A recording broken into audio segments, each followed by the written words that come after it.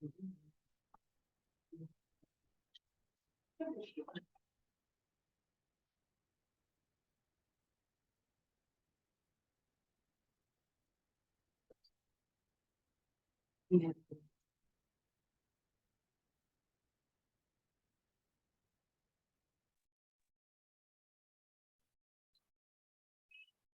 morning.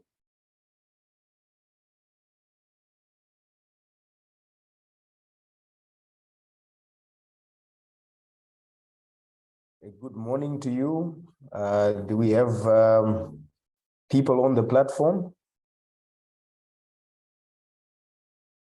Yes, we do. All right, thank you. It's just that my page is not showing that.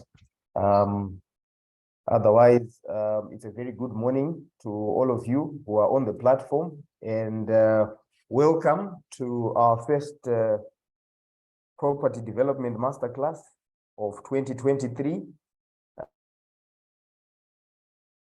Issues relating to property development, looking at the whole value chain, and we've got experts to help us with presentations today, and it's going to be an exciting masterclass. And as we start, let's just begin with a word of prayer. If we may bow our heads and pray. Our dear Heavenly Father, we thank you this morning for your mercy and your grace. We thank you for enabling us, all of us who are here and those who are going to join in, to come together as professionals in the real estate industry, and to have a time to learn and to be sharpened and to increase our knowledge. May it help us to improve our effectiveness in the field. May we have a great time of learning, and may we all be blessed and edified through this masterclass. We pray that you'd also speak to us through our presenters who have prepared their presentations, and we pray for the program to run smoothly from now till we come to the end of the program. We pray all this in the mighty name of Jesus. Amen.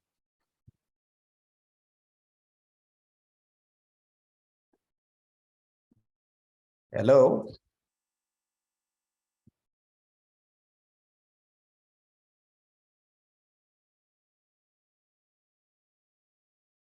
Morning once again.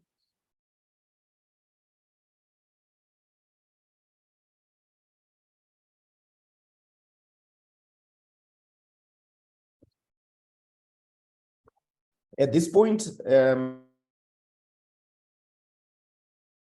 our first speaker, and our first speaker is Tatenda Chiteka, a special data analyst from Injector Analytics. So our presenter is going to take us through strategic development location and site assessment.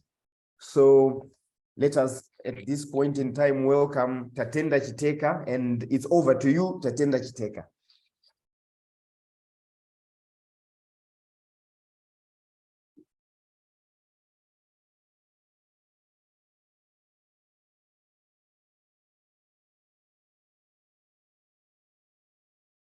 Members on the group, can you hear me? Yes, you are very audible. All right, thank you very much. So it's over to Tatenda Chiteka. And Tatenda Chiteka is taking us through strategic development location and site assessment.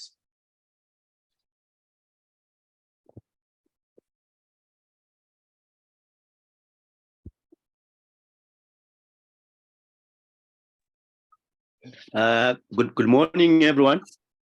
Morning, Mr. Chiteka. Yes, Mr. Jerry, I think there is a video that I think Shingai has. It was supposed to be played on your end of the presentation. All right, I see. Okay.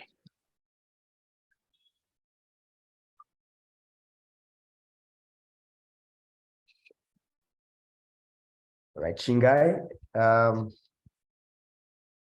could we have the video?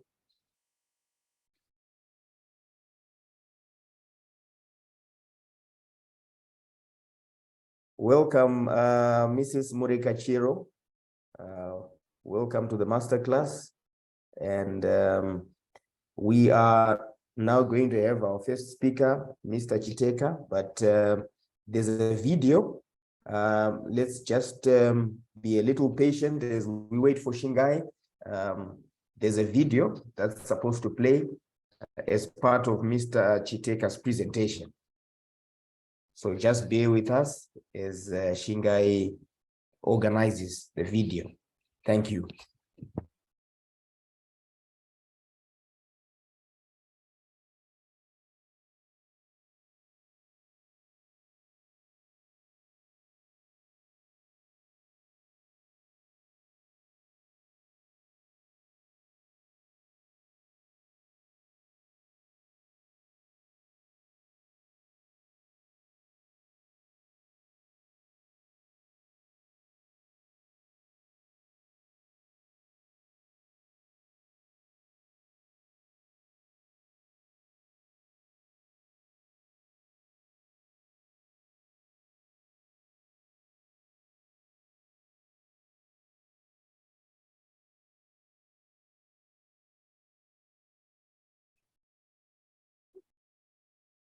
And while we wait for the video, attendees can post questions on the chat platform. So it's open as the presentation is progressing. Attendees are welcome to post questions on the platform. Thank you.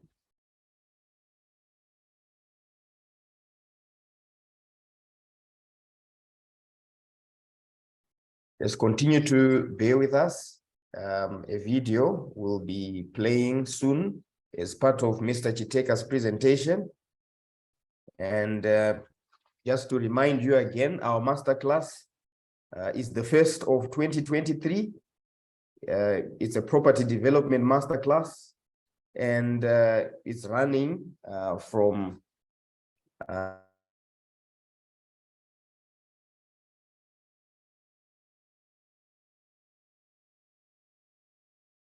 property development, looking at the whole value chain.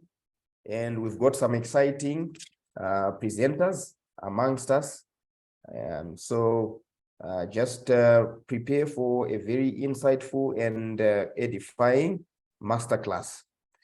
At the moment, we are just waiting for the video that's part of Mr. Chiteka's presentation to start showing on our screens, and he is going to take it from there.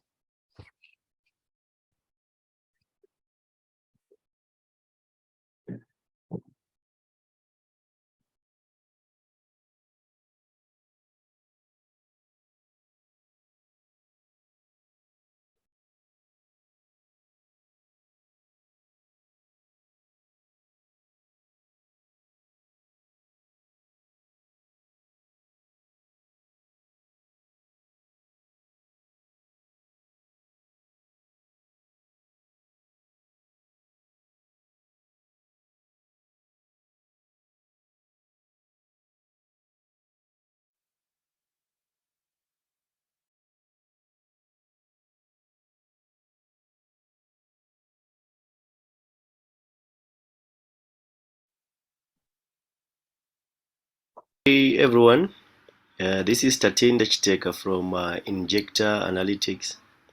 Thank you for the opportunity that you have given me to share with you on site selection and investigative approach. Let me just delve into it. Now, why should we use the investigative approach? Location in itself usually affects the entire business chains, and it has real impact in terms of the revenues which one can get from that site, the operating expense one might incur on that site, and ultimately the profitability of the enterprise. Hence, the need to use a data-driven approach when trying to identify a site for one to operate or set up a business or shopping center. Using data in itself to select a site, it assists businesses to minimize risk concerning a particular site that they want to get into, be it operational risk, business risk, and strategic risk. With operational risk, you see that this is mainly pertaining to failed internal processes and systems within an organization, and as well from external factors or external events, which might include competition. If you locate your business where there is overwhelming competition, you are most likely to suffer from a sales perspective, the viability of the business in itself. With business risk, we are now saying the operating revenues will not be able to cover the operating costs. This might mainly as a result of inflexible cost structures or market-driven pressures. This is now when we talk the issues of demand, the supply within the space that you want to operate in. So if you have to locate yourself or locate a shopping center or a business at an area where there is depressed demand, you likely feel it from the profitability standpoint, and ultimately it boils down to rentals. It means the tenants who are struggling business as a result of location are no longer to pay rentals in time and effectively. Then strategic risk. The understanding here is that each place gives a different value for the same product. Hence, location is of importance. This is the reason why you see one prefers to buy certain type of products at a certain location because maybe that location sends out the right vibe for that type of clientele. So it is important now, the strategy, location strategy, as to where do you locate depending with the property product that you want to set up as a business. When using data, you're only as good as the data that you have. The more granular the data is, the better it is for analysis, because it gives you the ability to analyze from various perspectives and scales. Then temporary data is critical in the sense that it is there to show changes over time. What this means then, you have the history of a place, the present characteristics of a place, and the likely future trends concerning that particular site. So this then will lead to issues to do with the resilience of a site, because you have a full picture of the history, the present, and the future. You are able to gauge whether that site is resilient or not. Now, the cardinal rules of data is the data must be accurate, it must be relevant, it must be reliable, clean, and up to date. These parameters are critical in the data world, because in the data science world, we always say garbage in, garbage out. If you use wrong, inaccurate data, you are most likely to come up with the wrong conclusions concerning a particular area. This is generalized to say what are the key considerations when one is considering a site. Now, these factors are general regardless of the product, the property product, which one wants to set up, but they just form the core and the basis for site selection. Demographics and psychographic profiles. One would really need to understand the population or the people within the area that they want to trade in or set up property products. So when we are talking of the population, we're now talking of the total number, the distribution of that population.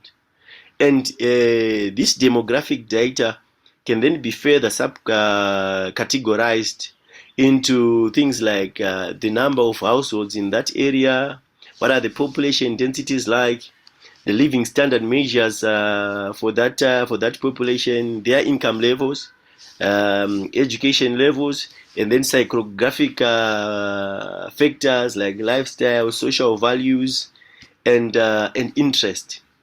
This is important because it ensures that you provide the right product to the right clientele. Residential infrastructure. What are the type of residential units in that area? Their size, say, are they flats? Are they townhouses? Are they semi-detached dwelling units?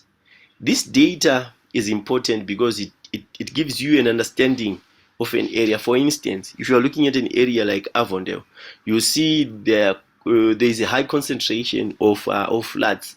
So it speaks to the kind of profile of the people that stay in that area.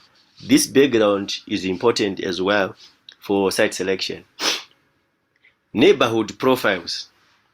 Now, neighborhood profiles are essentially an understanding of a neighborhood as a function of the amenities that you see in that area, the economic activity, social centers. So if you go in an area, say in an upmarket area, the kind of tenants that you find in shopping centers, say for instance at Semi-Levy, they are different from the ones that you see at High Glen. So understanding businesses that exist in a neighborhood, it tells you more about the character and the behavior of the people in that area, what they like spending money on. So when setting up then a shopping center, you now know the kind of business mix that you can put in that shopping center. And as well now, it then also even informs design and architecture of whatever that needs to be done. Then competition. It's very critical that you also consider competition in the area that you want to set up your property product, because that center might actually thrive or not perform as a result of competition in that area. Industrial products, the issues of cooperation, because industries in their nature, we are looking at agglomeration economics for these players. So you wouldn't want to set up industrial properties in an isolated area. Normally, this might have negative impacts. Issues to do with connectivity and accessibility. This is the measure that determines whether people are going to come to that shopping center. How accessible is it? How visible does it have a front in a major highway? This kind of dynamics. The ease of people getting access or turning into the shopping center. Some centers might have challenges to say people do not want to get into that center as a result of it's difficult, say to turn in front of oncoming traffic because there are no robots at that center. in itself, it might discourage potential customers moving to that center. Supplier network is also critical for businesses as well, especially when we are looking at warehousing and distribution centers. Depending with the matrix of the business that is being targeted, they might want to locate closer to suppliers to minimize transport cost. In this era, in this age, it is now very important that one focuses on the issues to do with utilities, that is your internet connectivity, your water, sewer, electrical infrastructure. They are very important when one is about to select a site, because understanding of this is critical in the sense that electricity bills, water bills, and have direct impact in terms of cost for an organization. So it's important to also focus on this, on utilities. Factors that affect or influence a trade area. This is a summary of what I have alluded to in the previous slide. Demographics and the workforce. These are very important, especially when one is looking at apartment housing or flats. The quantum or the size of the workforce might have a direct implication on the number of prospective tenants, say for the cluster houses that you want to set up. So an understanding of the workforce in that area, their income levels, might also assist you price your product well. Then we look at the destination attraction quotient. How attractive is that site for businesses to set up on that site? Whether it's a convenience trade center or a destination trade center where really customers spend time when they get to that kind of shopping center. Proximity to competition, the mix of the businesses at that location is important. Then the traffic and movement patterns, because this also determines when an area is likely to be busy or when it's not likely to be busy, so that you can plan around those modalities. When setting up retail centers, it is very important that you do it with an understanding of the retail law of attraction. Generally, people are likely to travel shorter distance to get whatever that they want to get from shopping centers, and customers are more likely to shop in areas that typically offer a variety of goods and services. So, depending with what you want to achieve, you need to put this at the back of your mind. Generally, customers want to travel shorter distance, and it is better for them when they have a bigger wider range of choices. Then, the characteristics of a good shopping center, it has to have all these three characteristics. Number one, a good location. Two, enough people. Three, people with money. If you get a good location, then with fewer people, you might not make money because the number or the population in that area does not meet your threshold to get adequate sales in an area.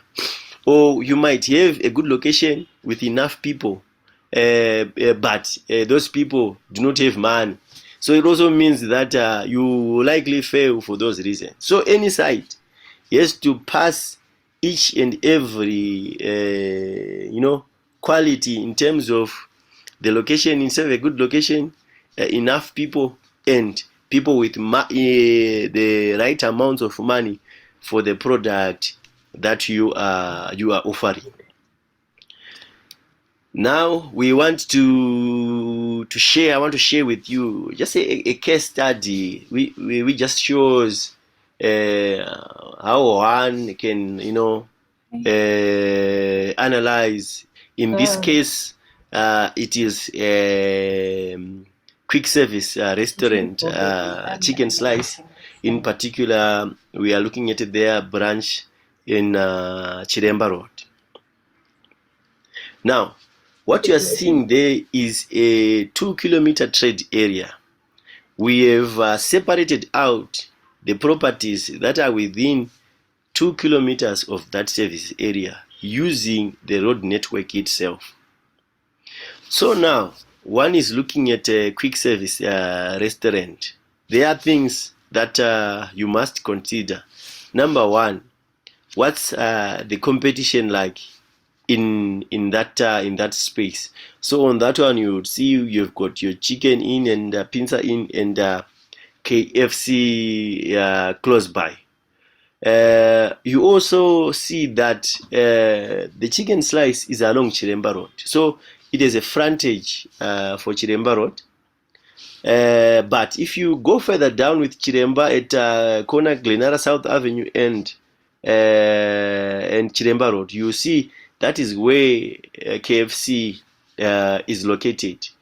And you can see that this one, you've got better visibility and accessibility in the sense that it is access from two major roads, which is Grenada South Avenue and Chiremba Road. So, you want to set up, these are the consideration.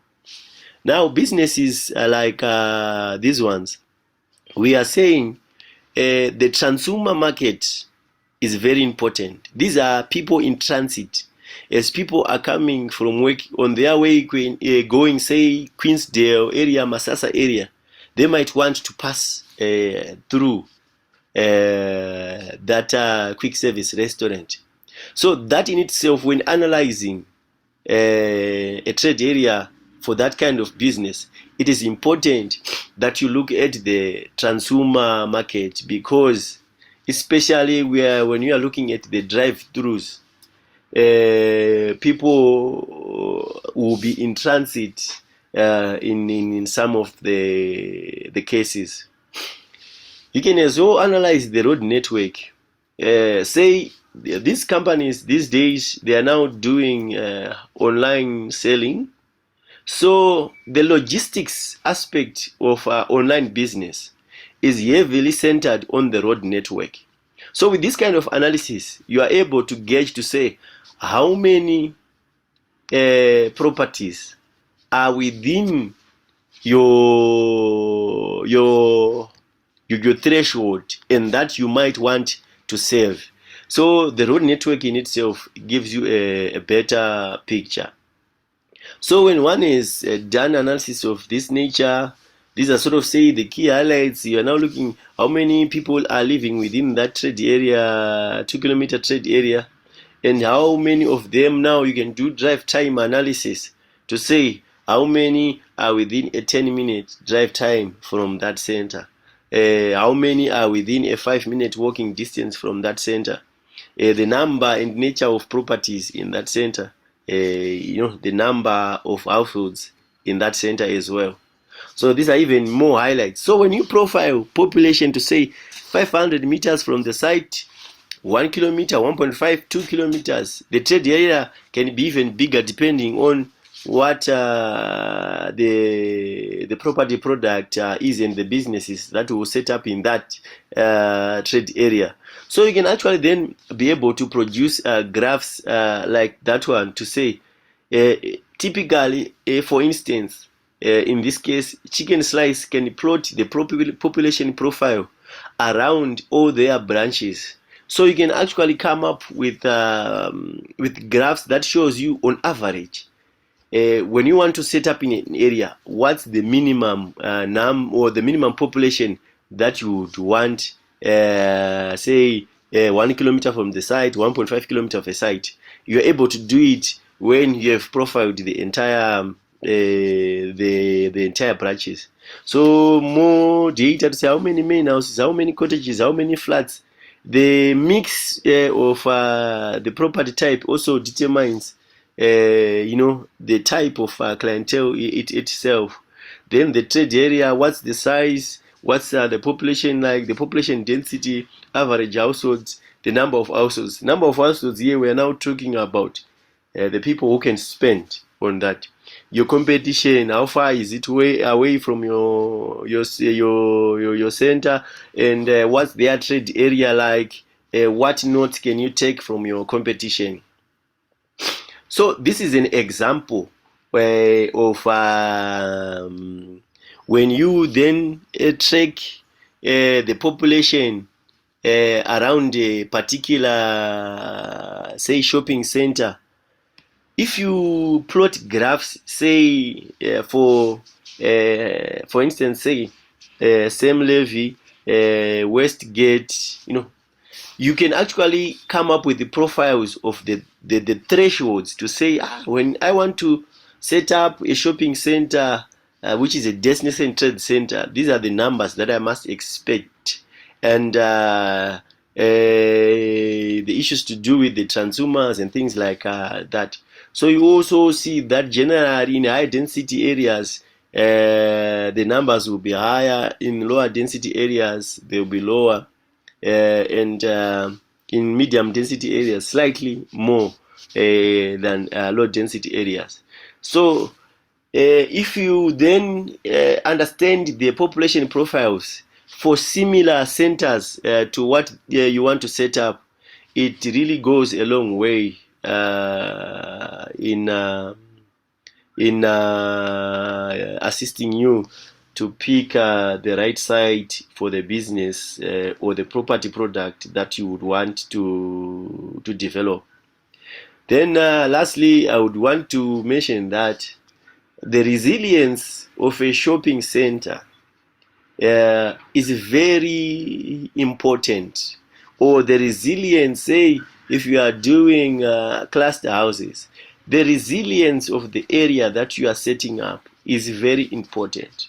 When we are looking at resilience, we are talking about issues to do with how strategic the site is, how diverse is the clientele in that area, what are the or what is the living standard measure or the incomes of the people in that area, how inclusive is that area where you want to set up your property product.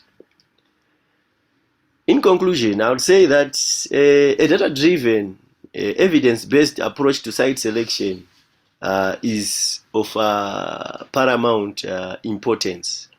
Gone are the days where people would say, there are people in Harare, I'll build and people will come. You now need to use data. A site can fail or pass because you have used the right data to do what you want to do, or to set up the property that you want to set up. I thank you for your time, and now I can entertain questions.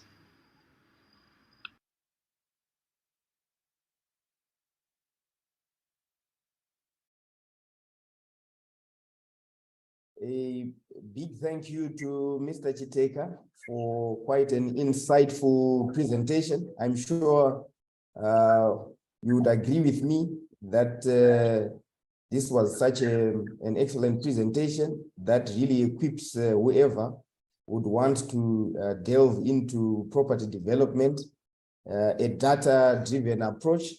And as Mr. Chiteka said, we are all welcome to post questions on the chat platform.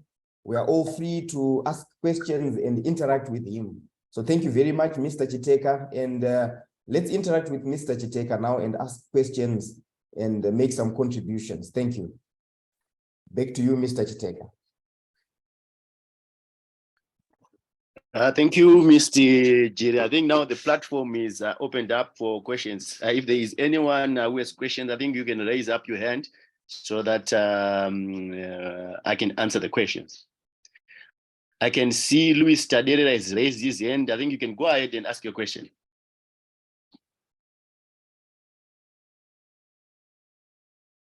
Louis, you can unmute your mic and ask your question. Okay, I think I have. Good morning, everyone, and good morning, Mr. Chiteka. Thank you for that.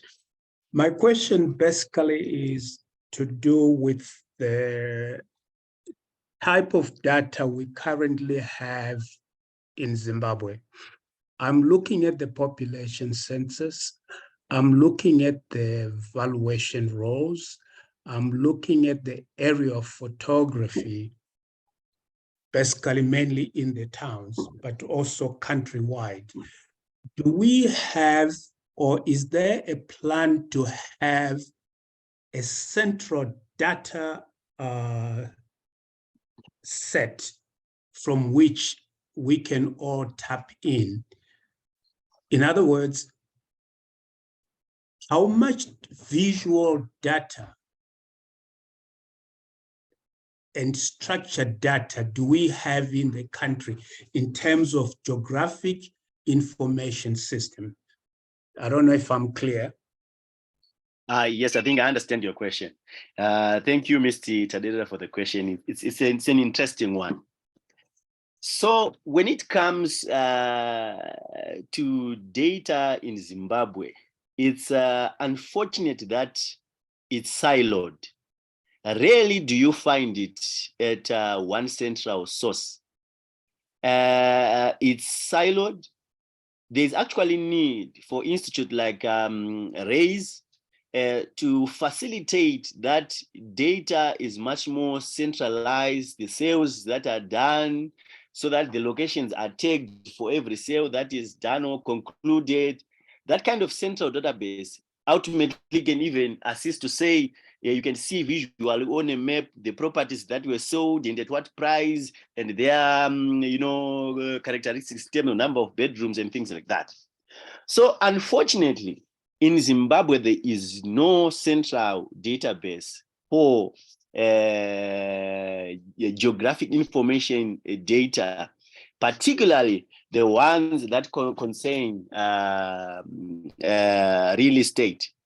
Actually, at our workplace at Injector, we've actually undertaken the exercises of doing it as a private initiative, because you can't find data anyway.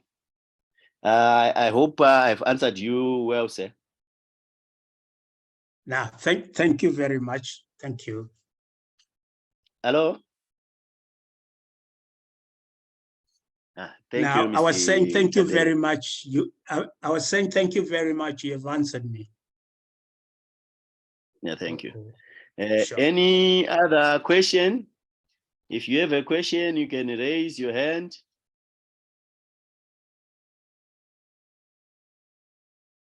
I can see Darlington.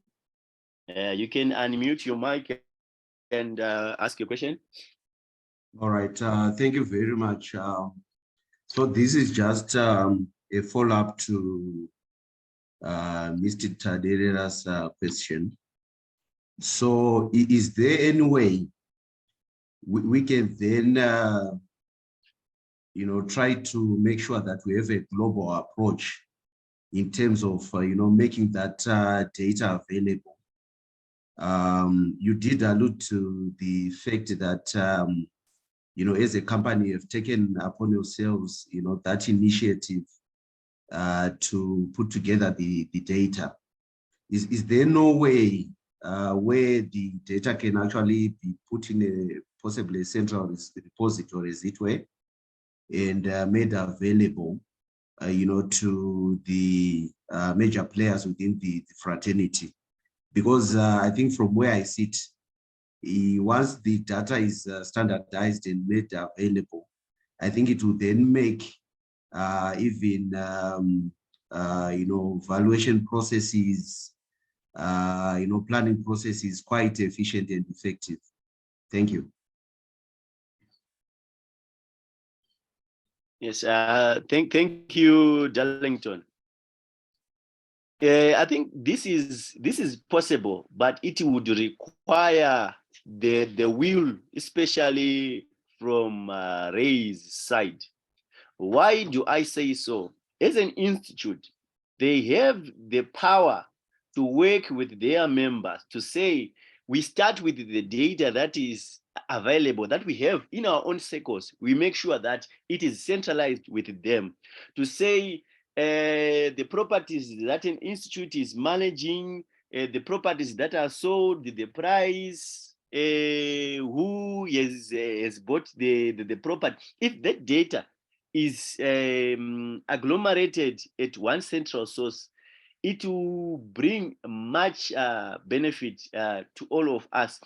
Say even when shopping centers are done, if it's made mandatory to say details to do with the size of the shopping center, the floor area, the type of room, the type of rooms on that shopping center, if all that data is submitted to RAISE, it would then mean that it can be centrally available at a platform which RAISE can set up. But I would like to admit that some of these things might require some political will from a legislative point of view.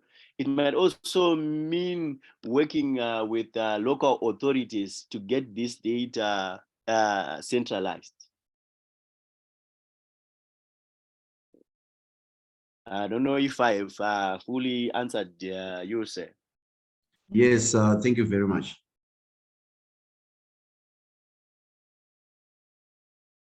More questions, you can raise your hand.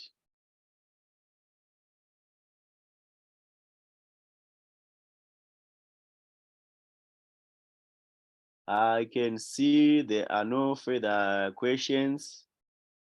I hand over to you, Mr. Jiri. Once again, it's a big thank you to you, Mr. Chiteka, for an excellent presentation. I think the presentation speaks for itself, and it has been highly informative and edifying and educative. So we thank you very much. And just for your information, members who are here on this platform, RAISE have already taken the lead in this initiative to gather information and come up with a central database. Of course, this effort is not going to be solely a RAISE effort, but it's going to be done alongside other partners as well. But so far, there are a number of companies that have been forthcoming with information like sales information and other forms of data that RAISE is looking for. So RAISE is going to be knocking on more doors. Don't be surprised when RAISE knocks on your door. So this is just going to be done in order to address this question that came up, that RAISE, amongst other entities, should also make an effort to come up with this central database. So thank you very much for all your contributions and your questions, but already the effort is underway. Thank you very much. Now that I think Mr. Jiri, there are two more questions there. I can see Ms. Kwangwama and Cohen. yes, let's go ahead, please. Let's go ahead. Yes, Mrs. Kwangwama, you can go ahead and ask your question. Good morning, Tatenda. Good morning, Mr. Jiri and everyone. I Morning. just wanted to say that there are also some efforts by the Valuers Council to try and create a central database for our valuations.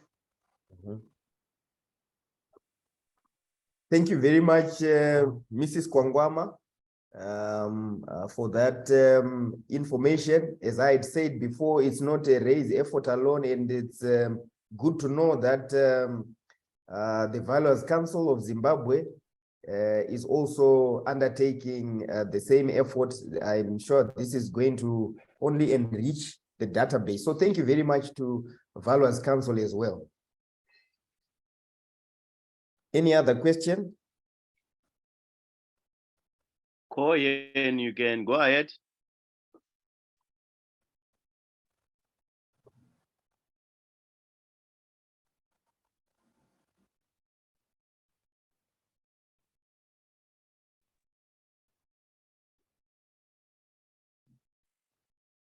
I think Koyen, you can go ahead. I can see you've raised your hand.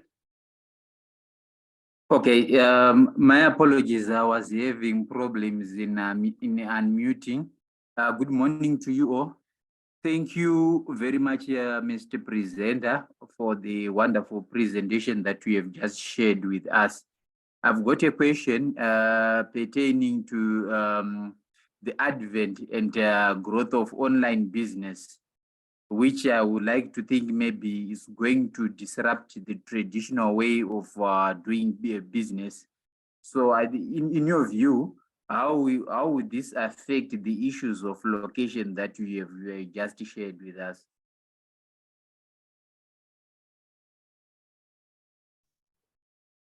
Okay, thank you, Koyen, for that question. I think now we are still at early stages concerning online shopping. We are seeing it more, especially in quick service restaurant sector now. So there isn't much change and much difference as of now, because we are not seeing that impacting the physical location of this side of things. But I would like to say, from a logistical point of view, demand will go up for warehousing because a lot of businesses now will be storing more of their goods and wares from central sources, then be able to distribute. So just for instance, companies like Amazon, these are the approach. This is the approach that they use. They use central warehousing to distribute their product. So for now, what I think in terms of the change going into the future, we shall see more of the fast food business, more deliveries on that side. Then as it goes on to other types of businesses, we shall see an increased demand for warehousing. We can actually see right now there are a lot of warehouses that are being set up. Those warehouses are not being set up for productive reasons. Most of them, they are only for storage purposes, since most of the products are being imported. So these are the dynamics that I see going on in the future. I don't know if I've answered you well, Cohen. Yes, thank you very much. Yeah.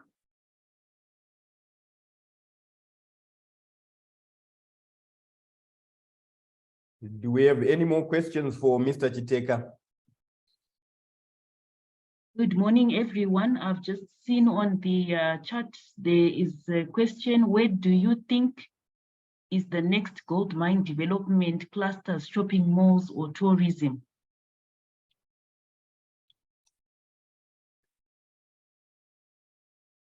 Sorry, can you come again? I didn't get your question.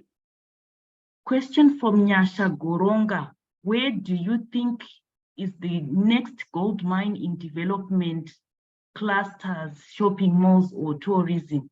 Where is the next development?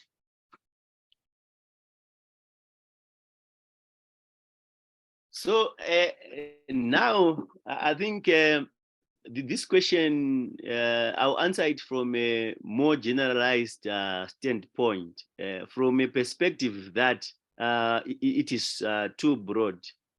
Opportunities are still there. It is a function of the type of property that you want to develop. I cannot necessarily say in Harare they still need for more shopping centers, but as you can actually see, shopping centers are being established now. it is a matter of one doing their due diligence before they set up whatever that they want to do. So it is more of a matter of what the strategic thrust of that property developer. Are they into cluster houses? Are they into shopping malls? Or they are into tourism or hospitality infrastructure? So it just depends with what they want to achieve. Then they get the data necessary for them to make an informed decision before they go ahead. Thank you.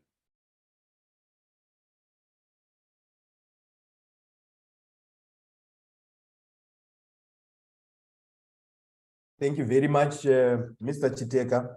And this has been quite an interactive discussion on a very relevant topic. Because of that, we have eaten quite a bit into the next session. So without much further ado, may we then go straight into our next presentation. And our next presentation is going to be done by Darlington Chirima, who is the head of real estate at Arc Trust Investments. And Darlington Chirima is going to be presenting on the following topic: bankable development project, attracting investors and financing the project. So it's over to you, Mr. Chirima. You can go straight into your presentation. Thank you very much, Mr. Jiri. Just one moment. I'm trying to share my screen here. That's okay.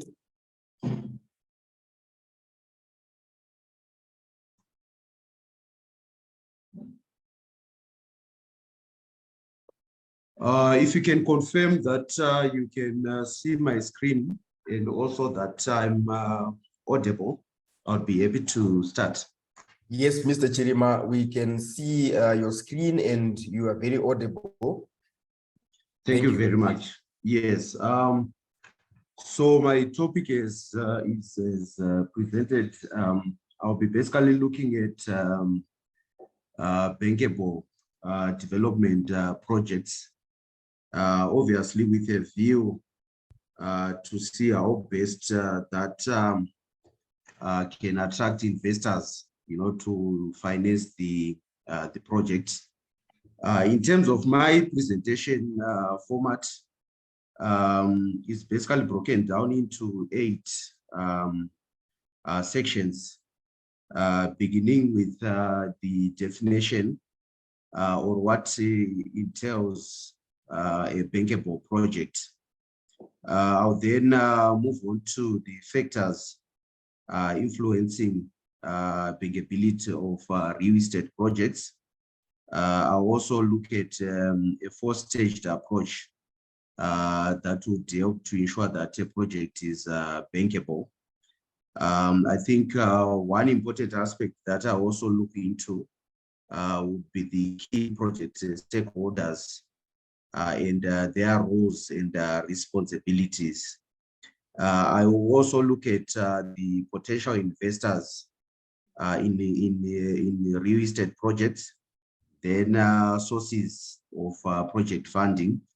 Then in my closing remarks, I will consider the emerging trends in real estate project funding.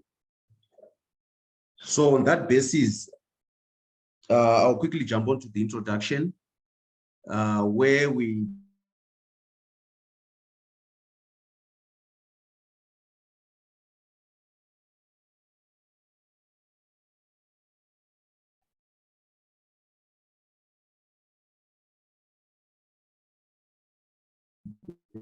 seem to have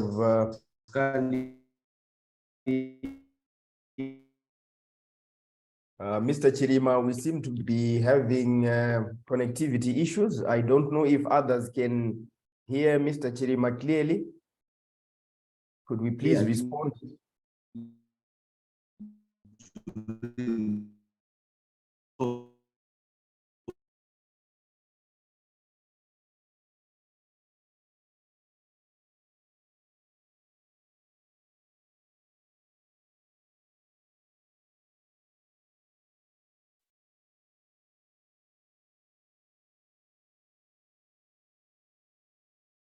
Are we all getting Mr. Chirima clearly, or?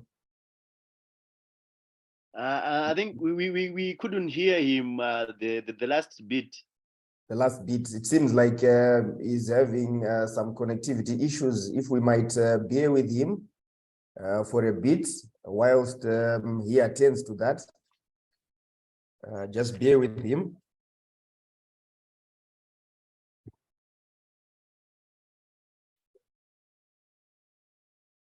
As you will all agree, members on this platform, from the time that the governing authorities agreed to densify development and adjust town planning laws, at least in Harare here, we have seen a lot of projects coming up, cluster houses, new shopping centers, new business corridors that have been opened, and there's quite a lot of activity. And so it's quite a very interesting topic and a very interesting area. If we are going to tie it to the location aspect, data-driven analysis, and now the bankability of a development project, how to attract investors and how to finance a project. It's all going to be very important. I'm sure you can already tie it to the first presentation, how important it is when you then want to then attract investors and financiers. But we can continue to interact if there's anyone. Hello? Yes, apologies. We had a power outage here, so I'm back online now. Thank you, Mr. Chirima. You can take it away. Thank you. All right, thank you very much. And once again, my apologies. So I think I'd already touched on the structure of my presentation. So I'll quickly go on to the introduction part. Confirm that is where I was when I dropped off. Yes, you were on the introduction. All right, perfect. So I was saying that project finance is long-term financing of an independent capital investment, which are projects with cash flows and assets that can be distinctively identified. So on this aspect, it is also important to acknowledge that quite a number of projects basically suffers premature death. This is basically because the proper processes do not have been followed, and hence quite a number of projects will therefore not see the light of the day. What's important, I think, to take into consideration is that financiers do have competing needs. They've got options in terms of the investment classes, and therefore they would be quite meticulous on the projects that they basically fund. It is therefore incumbent upon someone who's seeking funding to ensure that their project is bankable, and bankability of their project to basically rely on lenders, feeling confident that the development will be a success. So a project is basically considered, bankable if lenders are prepared to finance it. So with that in mind, it is therefore important, for anyone who's putting forward a proposal to fund a project to ensure that at every stage of the development, they actually look into that process, with the detail that would actually be required. I think I also need to mention that because investors are putting an investment into the project, they will also definitely take or undertake their own, due diligence to guarantee that their investment is safe, and also that they will realize a return on their investment. So with that background, I would want to quickly look at the components of what basically constitutes a bankable project. So like I alluded earlier on, a project is considered bankable if it is ready to lend. And for it to be considered as such by the funders, the risk allocation of that project would require or needs to be firmly understood and be satisfactory. So in other words, the project risk return profile should meet the investors' criteria for financing. So it is then important that whenever a proposal for a project is put forward to an investor, it should basically make a business sense. And this should be on the basis of, obviously, among other things, a cash flow projection, and if need be, a profit and loss schedule. Aspect number 2 is that the project should be legal and in line with the funders' investment criteria. I will basically unpack, I think, some of these issues as I proceed with my presentation. The project should also be doable, and it should be doable in respect of the scope of the project, the scheduling, the budget, and obviously the quality. There should also be proper governance structures and also an effective management structure. And obviously, I think any project would attract risks, and as such, there should be an effective risk assessment.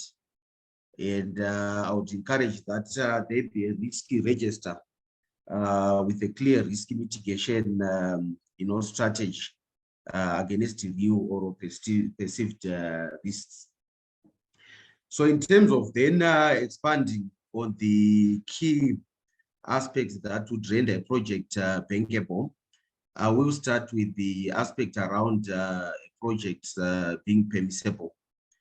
So the project should be basically legally permissible in line with a number of aspects, such as the town planning provisions for the area under the project's jurisdiction.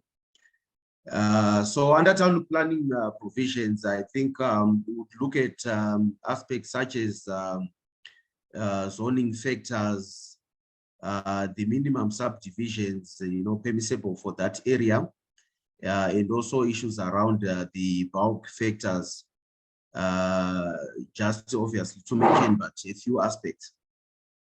It is also important, to look at the development permit conditions, and this would obviously have a bearing upon the issuance of a certificate of compliance, which will obviously be used to obtain title if it were a subdivision, for the individual stands or properties. It is also important for the title deed conditions to be taken into cognizance and obviously considerations. And there's also an element of the environmental consideration, where obviously stakeholders such as EMA will basically come in handy in terms of giving the green or the go to the project through issuance of an EMA certificate. Then obviously when a project is done, I think what is important is obviously the interest in that project, and the interest will actually be shown through the title. Therefore, security of title is quite important, and obviously its transferability upon completion of the project. I'll move on to the aspect around viability.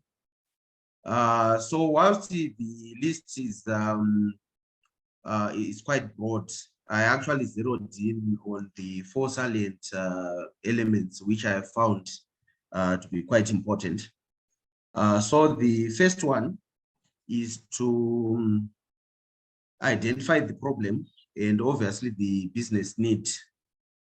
So when we then put forward a proposal, it is important to explain why the principal or the project sponsor is putting forward a business case. And the aspect, second aspect would be around the benefits and the risk of the options that have been proposed in the proposal. I think I'll make a reference point based on the experience that I've had in some of the projects where financiers, have had issues around guarantee of offtake of projects, especially within the retail space. One of the projects that I was responsible for, what we had to do was to make sure that we got a guarantee from the operator. And that guarantee was over a 10-year period in occupation. And over and above that, we then allowed for a break clause, but we further also expanded that clause to allow for the principal to claim the expenses or to claim a cost on the remaining lease period. So this in its own made sure that the project, both from a sponsor's perspective, was quite viable, and also from a financer's perspective, it was also quite viable. So the third aspect would be the return on investment.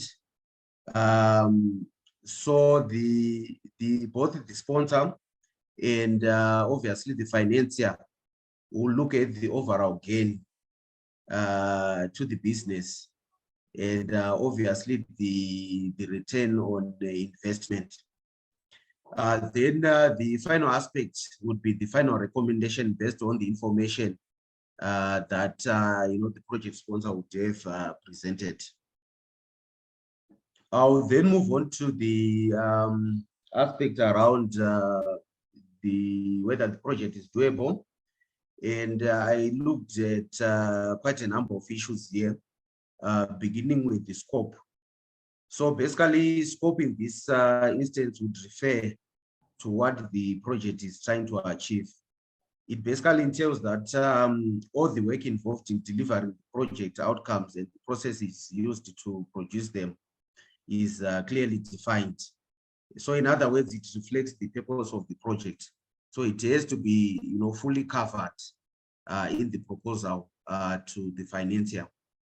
One aspect is also to be clear in terms of, the resources, be they human resources, the physical resources, and other services in the form of, the consultants and the subcontractors. Then there's also the element of the cost. And in this instance, the cost is the budget approved for the project, including all necessary expenses to deliver the project. So it is quite important that in order to avoid variations along the process or execution,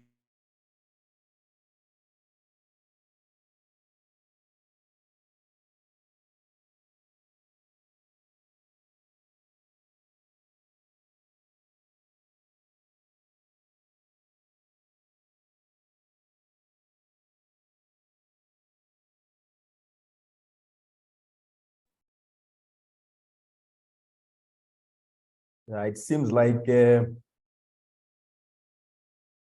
Mr. Chirima might still be experiencing connectivity issues, or probably power outages, as he said before. We are going to have to be patient for a little bit as he tries to connect and continue with his presentation. Thank you very much. I am back, and Thank you. I think I'll be happy to proceed with my presentation. Thank you, Mr. Chirima. I hope you can now see my presentation, and apologies once again. We are having intermittent power cuts this side. Yes, we can now see the presentation. All right, thank you. So I was on the aspect around the project being doable, and I think I touched on scope and resources. So on the cost aspect, I was advising that there is obviously a need to look at all the costs and anticipated costs, so that at least we would not have significant variations during project execution. So there's also another aspect around quality, where quality is basically a combination of standards and criteria to which the project's products must be delivered for them to perform effectively. So this is also one aspect that obviously any prospective funder will actually, put emphasis on, because they also need something that they are sure of that it will actually, stand the test of time. There's also another aspect around scheduling, where there's an expectation that a fund seeker would have to provide a detailed plan that represents how and when the project will carry out all the activities that will basically lead to the delivery of the products, services, and results as defined in the project scope. Then the last aspect that I considered is equally important is the risky aspect. So here under the risky aspect, there are basically two factors that determines the severity of a risk, namely the probability of occurrence and the impact of the project.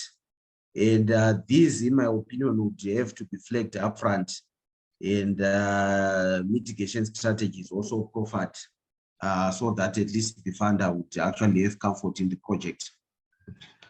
So the project has to also be governable.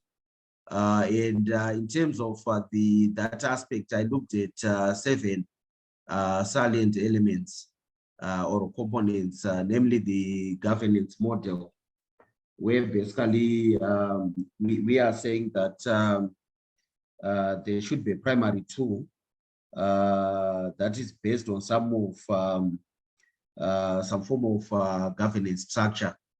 So it could be in terms of the reporting structures, how often one reports to the project sponsor and so forth. What I also considered was the accountability and responsibilities, where basically improper distribution of accountability and responsibilities, we have a negative impact on the effectiveness of the operations of the organization that is basically executing the project. What the financiers would also be looking at would be issues around stakeholder engagement and communication. And there has to be a detailed plan in terms of who's responsible for that communication, and obviously the frequency of communication. There are also issues around meetings, where obviously there has to be a recording of meetings, both from a project steering committee and from the team that is basically undertaking the project. And I cannot overemphasize the need for risk and issues management. I think I've already touched on the aspect of risk, because it is one of the key drivers that will then make financiers want to come into the project.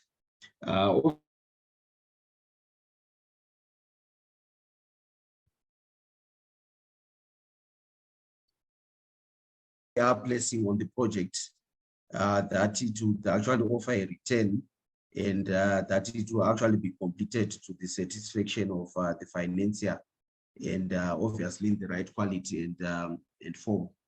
Then under the project management control processes, we are basically looking at control tasks and the metrics related to the project, and obviously measures.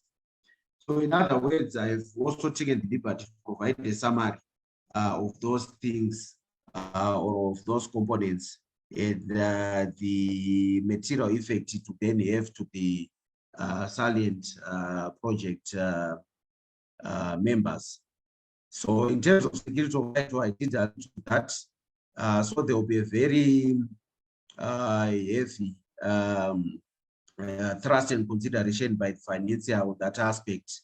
And obviously the principal should also put emphasis on that because it would also ensure that whatever is being placed, it can be securitized.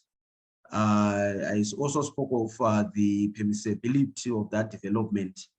Obviously, a financier would want to put their investment in something that is legally permissible, and something that is that would actually ensure that they also receive a defined income stream over also a defined period. I also touched on issues around guaranteed offtake and sustainability of the development. So other aspects that I did not touch on, but which are also critical, would be the shareholder structure, certainty of revenue streams, credit worthiness, the developer's profile, which are also looking into. And you might also find that for a project to be bankable, other financiers might want, the project owner to make a certain level for, equity contribution, which is basically skin in the game. And obviously that would then define their level of commitment and obviously also their return on investment, maybe on a pro rata basis. I also talked about project risk profile. And I think one thing that I did not touch on that is quite important would be the tax benefits, which obviously the financier might also give due consideration on. I'll quickly move on to a four-staged approach to ensuring project bankability. So it is basically important that any project be considered, any feasibility rather, be considered from the project onset. What this will entail is that the risks associated with the project can actually be identified upfront, and mitigation strategies put in place to ensure that along the project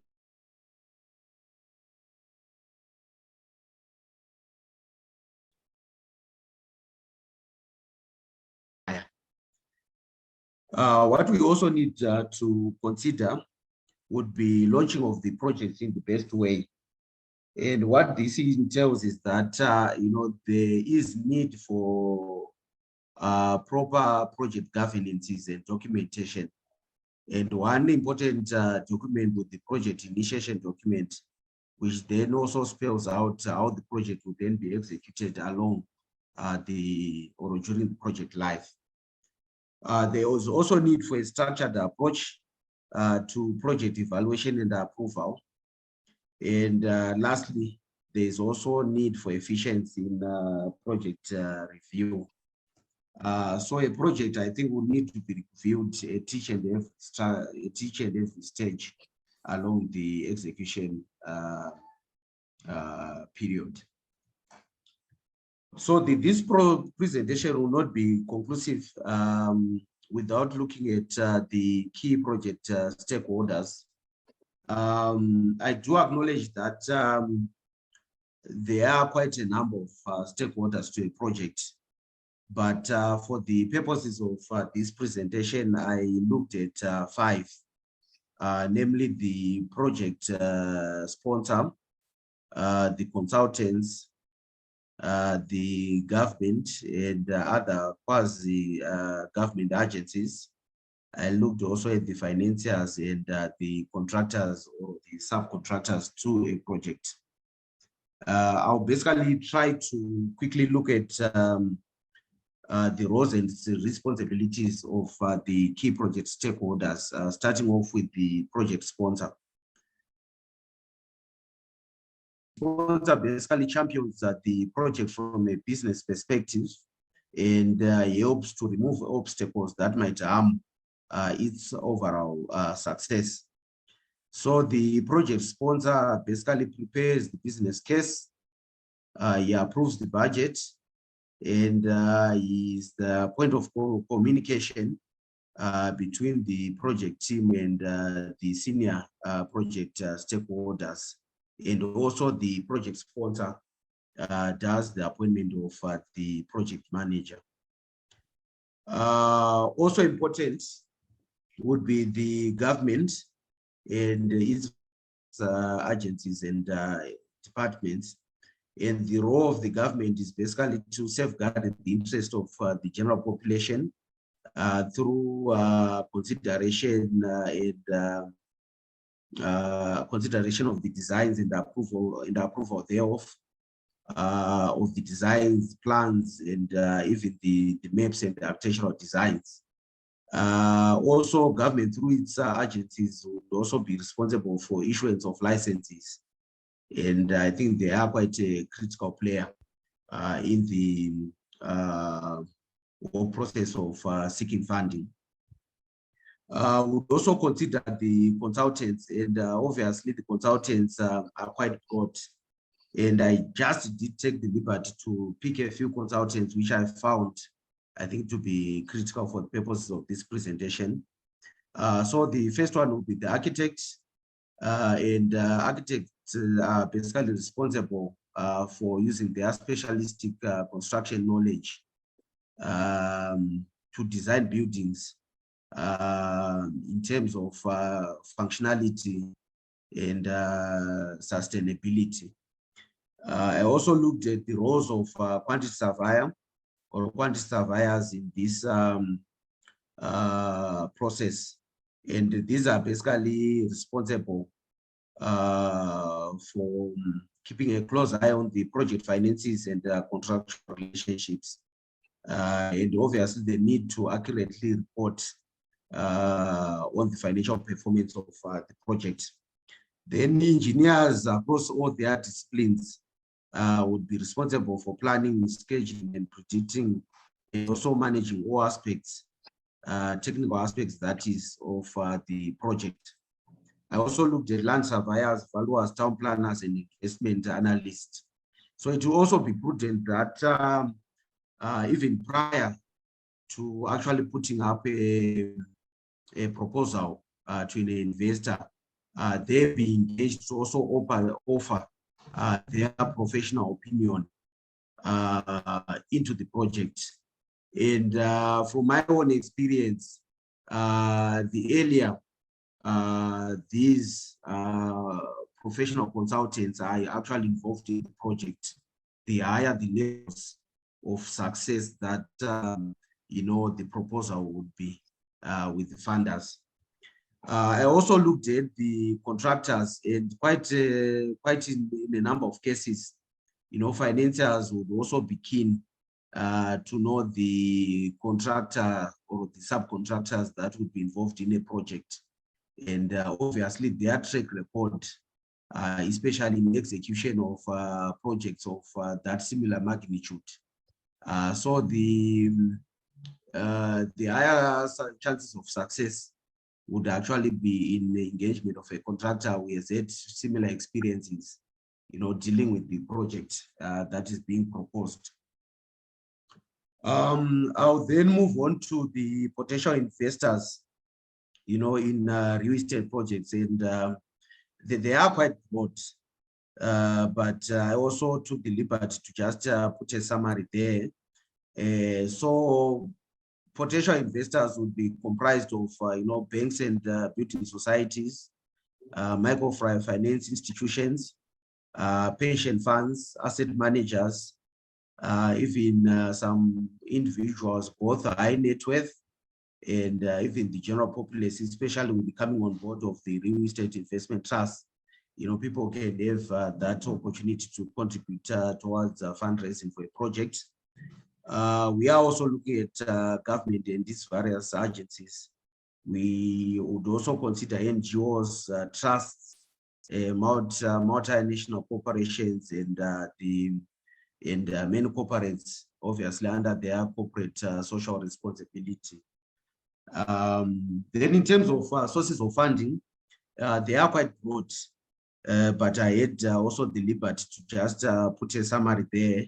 So they could include sources as equity, debt, government grants, property-linked structured finance instruments, or even pre-selling. I think we have of late seen pre-selling coming in very, very handy there.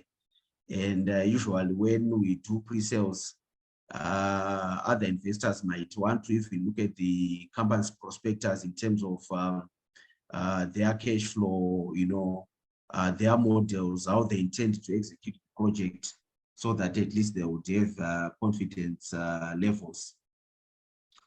So the sources of fundings are not conclusive. They could be, quite broad and wide-ranging. But I'll quickly jump on to the emerging trends in real estate projects funding. So we have basically seen of late that at a global scale, there has been a thrust by quite a number of financiers to emphasize on some aspects in order to fund a project. And one aspect would be the green building certificates or certification. There is a project that I'm currently dealing with, where the project investor actually emphasized the need for the building to be classified under a green building. So from that perspective, we then entail that from the onset, the architect who actually be engaged in that project has to be a green building certified architect, who obviously come up with the concept, submit it for rating, and once the building has been rated and the plans have been approved, then funding will then be made available on that basis. So it's something that obviously prospective developers would also need to take into cognizance. There have also been aspects around stakeholders profiling, and quite often, I think we have also seen quite a number of investors looking at the caliber of stakeholders that they are also engaging in the project. So you find that some project funders would be concerned with the extent to which stakeholders would actually consider human rights, the extent to which stakeholders are political. So each and every project would actually have its unique features in terms of the type of stakeholders that an investor would actually be looking at. So it's also equally an important consideration going forward. There's also another aspect around the anti-money laundering and anti-bribery and corruption declaration. So you find that other investors would also consider, property developer that would not accept assets that are known or suspected to be proceeds of criminal activity, or that would not enter or maintain business relations with individuals or entities that are known or suspected to be terrorists or criminal organizations, or members of listed on the sanctions list.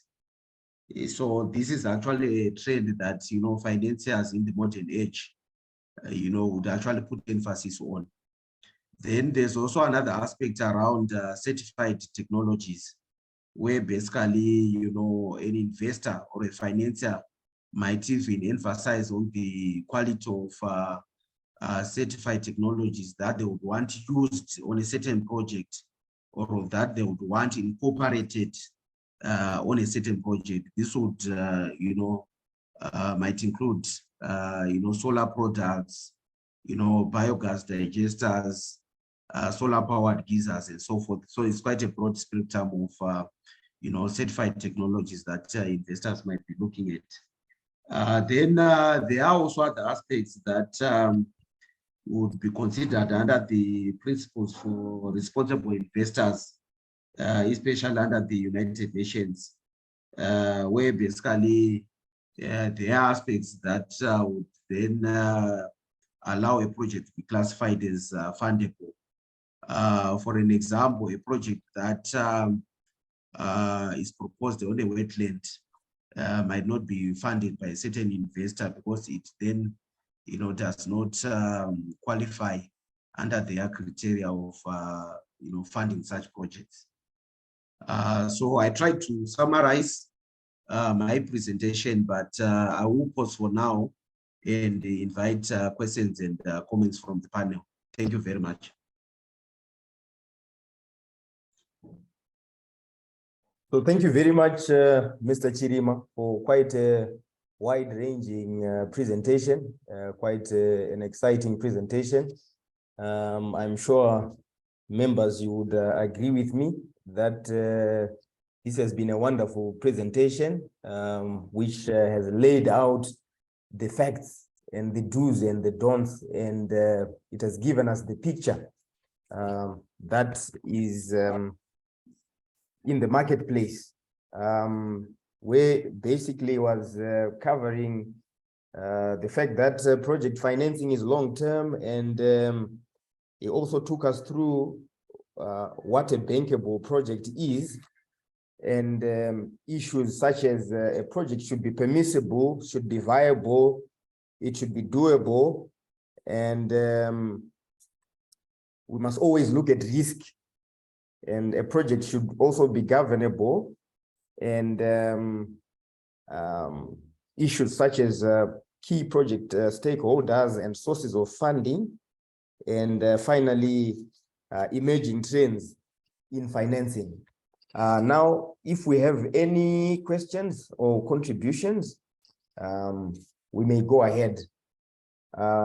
Maybe to just start us off, Mr. Chirima, according to your experience or observation, because there's a lot of projects sprouting, at least here in the capital city, how many of these projects, probably you might not have empirical evidence as such, but how many of these projects have been planned well and structured well? How many of these projects have been a success, if you have any examples to give, just in your opinion?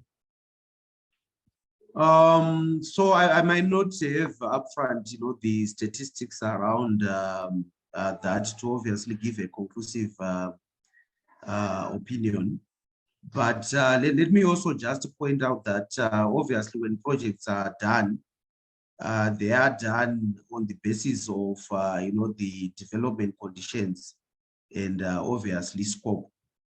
So on a much wider view, I think we have had, from my research, there have been quite a number of applications, for partial certificate of compliance, which basically points out to the fact that whilst projects are happening, they are happening to an extent, and obviously not up to the extent as spelled out in the development conditions. But it also then boils down to obviously the sources of funding that I obviously alluded to say if a project is to be fully funded, there is a checklist of issues that has to be ticked off or have to be satisfied, which checklist I had the privilege to share. But we just hope that obviously based on that, and going forward, there will be more players coming into that space, obviously, to fund projects to full completion. Thank you.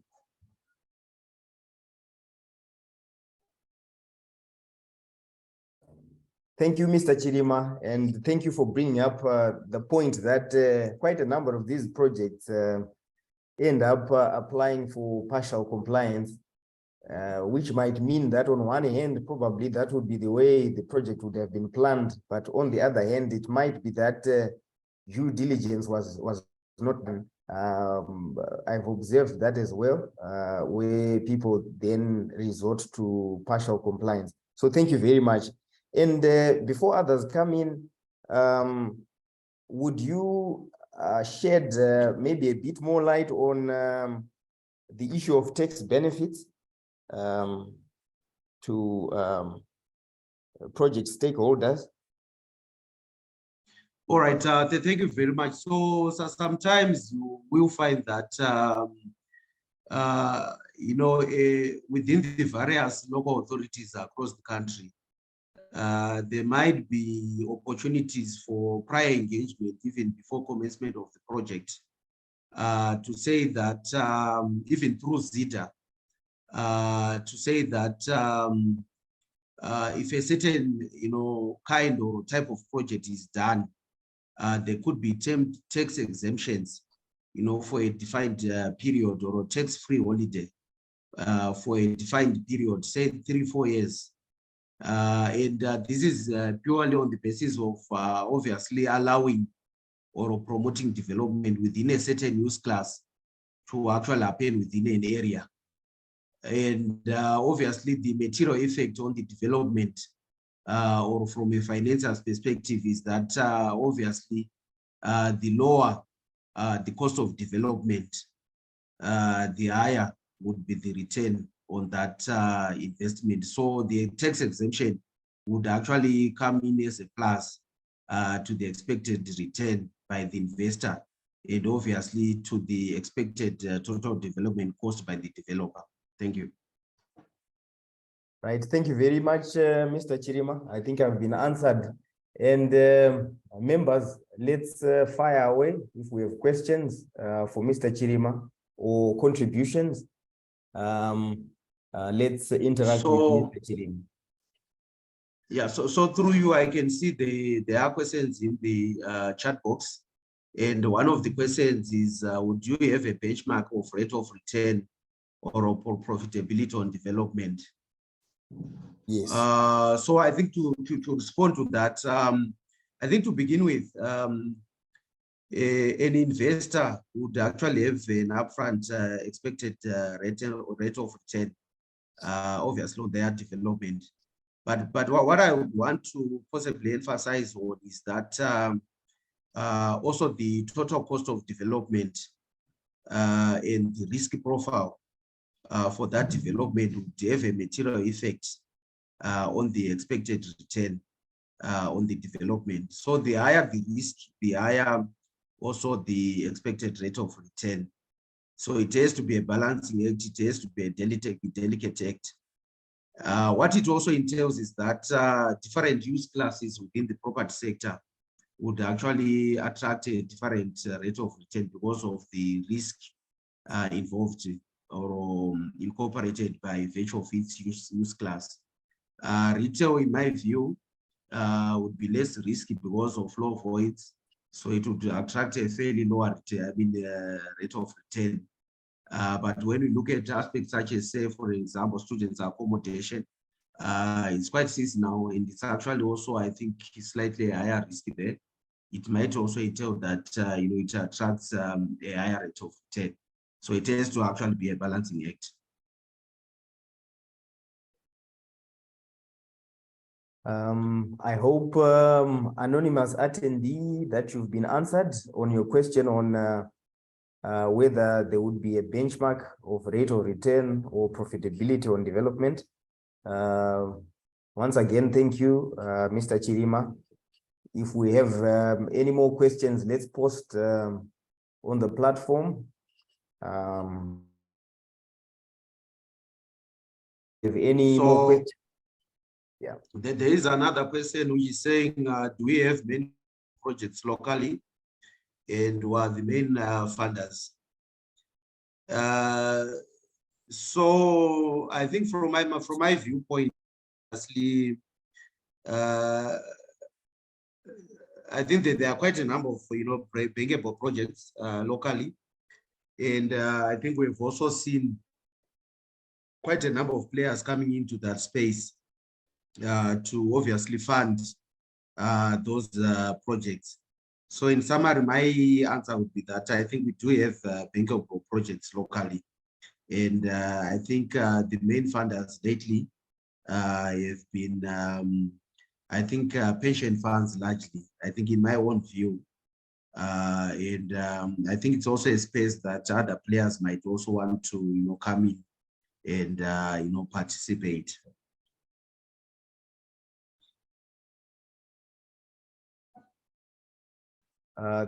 Thank you, Mr. Chirima.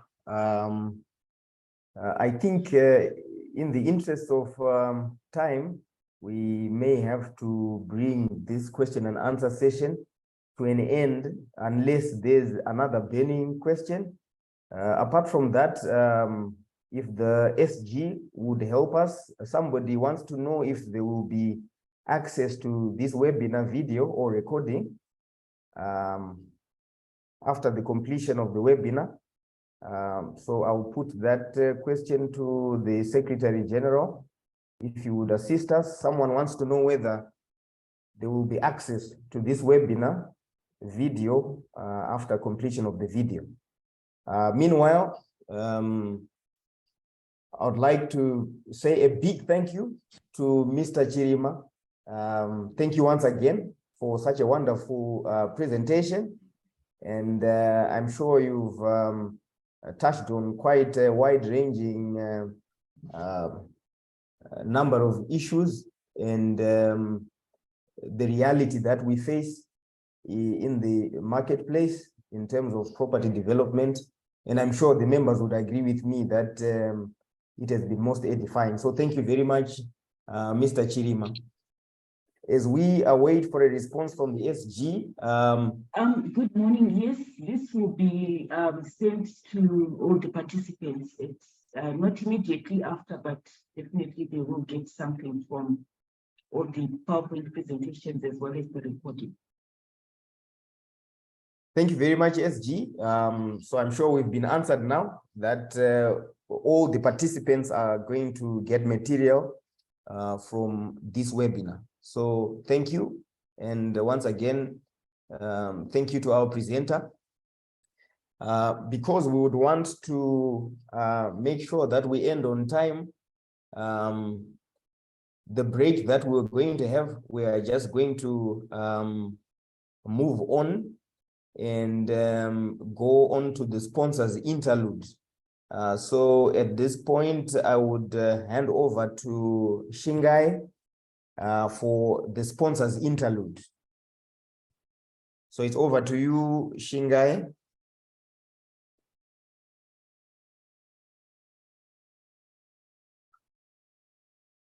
We are going to have a sponsors interlude for now, before we proceed on to the next presentation.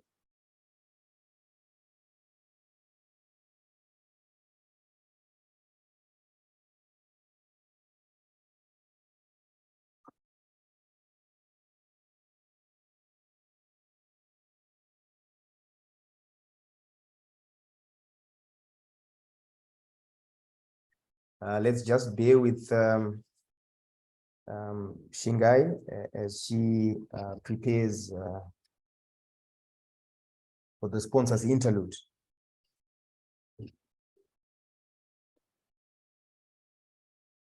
We may relax a little bit as we were supposed to have a break, but at the same time, there are some videos that will be running during the sponsors interlude, but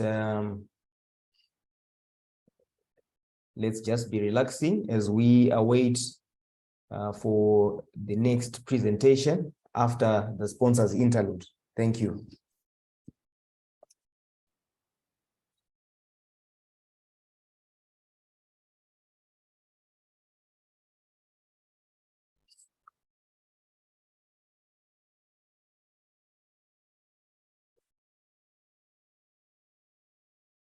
I think we might be grappling with technology there. We will be patient and wait.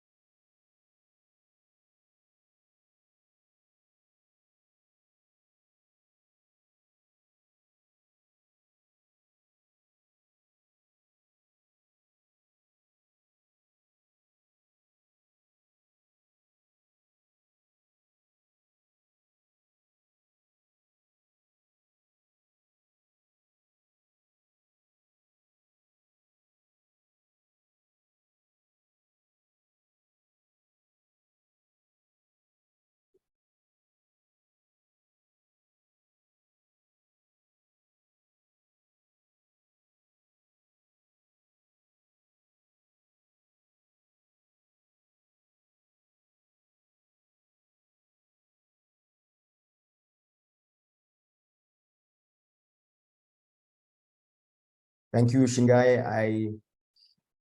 I'm sure there's yet another video that is being prepared as we relax and await for the next presentation. I'm sure we'll have this video anytime soon.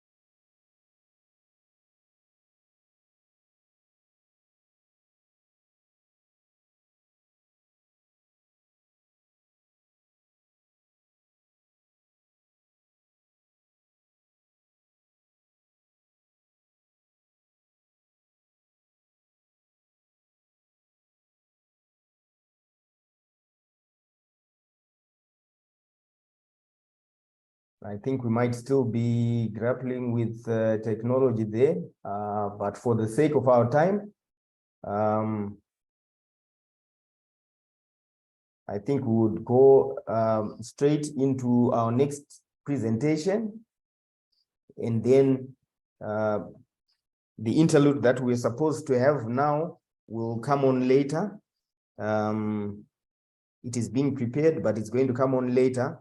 But for now, yes, we have it now from NASA.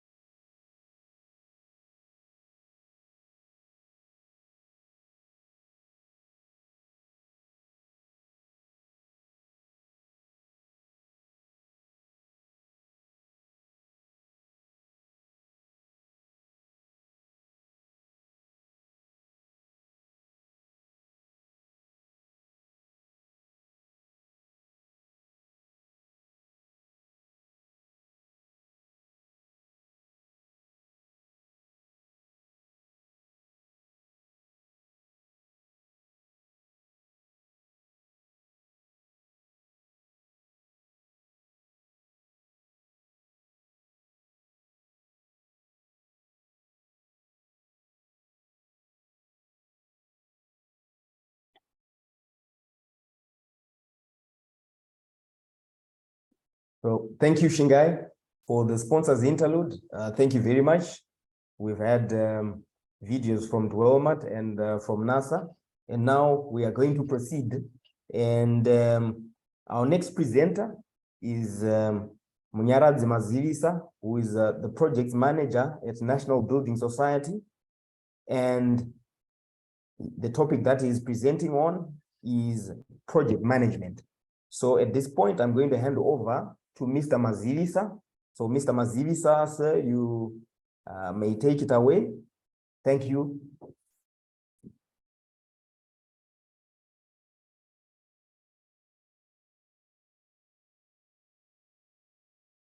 Good morning, and thank you so much, Mr. Jiri, for this time.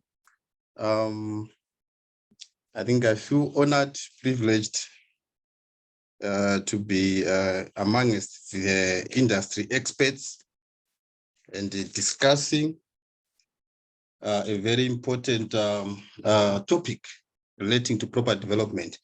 I'm just going to be sharing my presentation, my screen, so that you can be able to see my presentation.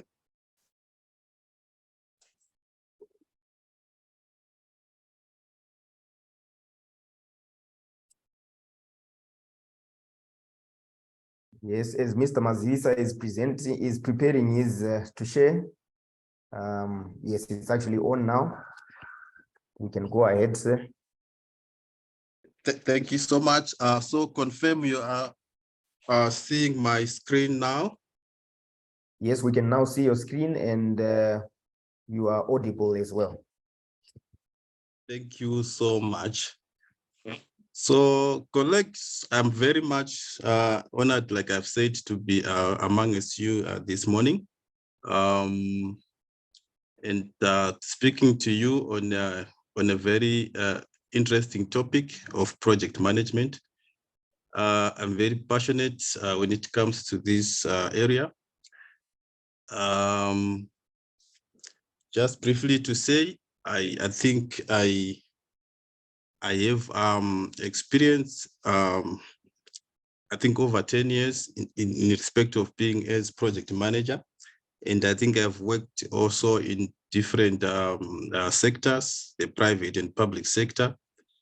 I've also been involved in projects that are also not my area of specialty, particularly when I was with the telecommunication giant Econet. So I'm just going to lead you on this topic of project management. And what I'll focus on is just giving an overview of what project management is. It's quite a very broad topic to be covered maybe in the short time we have this morning. So I selected a few concepts that I'm just going to highlight as critical when you are talking about project management. I think it's also important to say there are changes worldwide which affect maybe the way we operate. So there is need to highlight maybe the direction this profession of project management is also taking. And I think we are real estate professionals, and this is the reason why we are together today, this morning. We need to then try and contextualize and say, is this profession critical to us as property developers? And of course, some few recommendations. And this basically being based on my own personal views to this important subject, and taking it from my experience, as I've already said, over the years.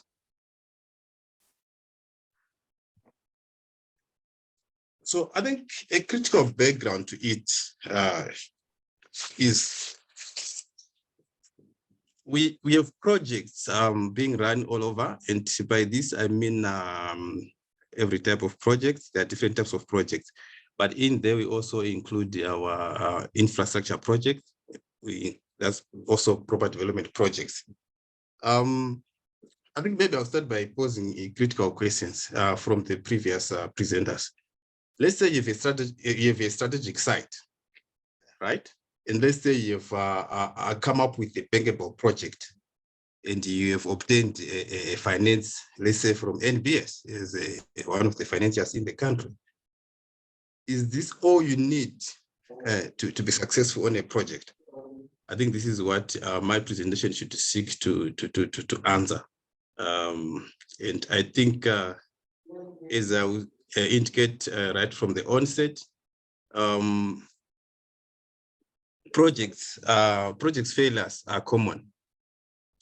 I think the second presenter actually talked of many projects suffering premature death. I think this is supported by also a Harvard Business Review paper of February 2023, which stated that 35% of projects, only 35% of projects today are being completed successfully worldwide. And this includes our own real estate project. What's happening with the other projects? 65%.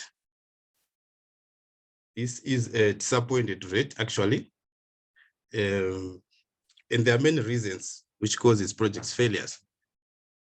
I highlighted some of them. Of course, unclear requirements, leadership, lack of maybe senior support, inadequate funding, maybe changes in business priorities. But I think of interest, which relates to my topic, is the issue of a lack of good or proper project management practice. Having got the sites that are strategic, having got the funding, are we then applying proper project management to ensure that we successfully deliver our project? This presentation is therefore about advocating that, ladies and gentlemen, we need project management excellence to ensure that we deliver our property projects successfully. I think I would also want to refer to a recent infrastructure summit, the National Economic Consultative Forum, which was held Q4 of 2022. I think the delegates were trying to find out what are the issues with infrastructure projects in Zimbabwe. And I think one thing that came out there is, yes, we may talk about less secure funding, as Darlington Chirima covered on, but I think the other issue is now, how do we implement, how do we manage projects to ensure they are successful? So this is one area into which I'm speaking about today to you, ladies and gentlemen. So let's go to the overview. What is that we're talking about when we say project management?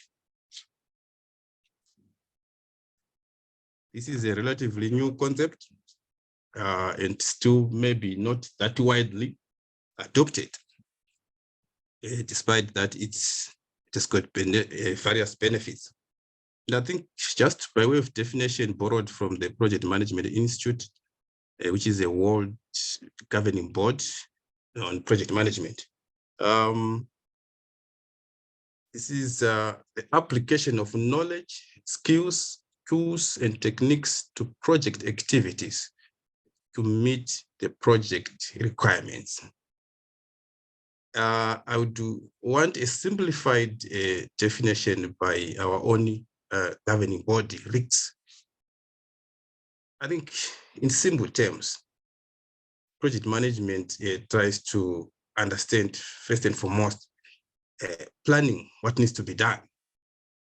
It involves planning of what needs to be done. It involves implementing the plans.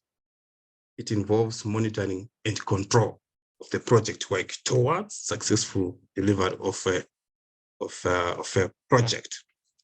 I think added there, I think our next speaker will touch much on that, risk management.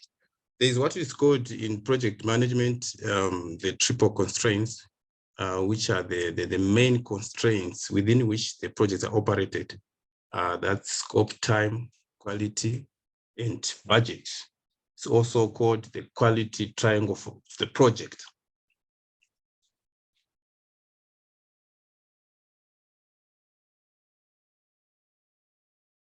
My slide that you are now seeing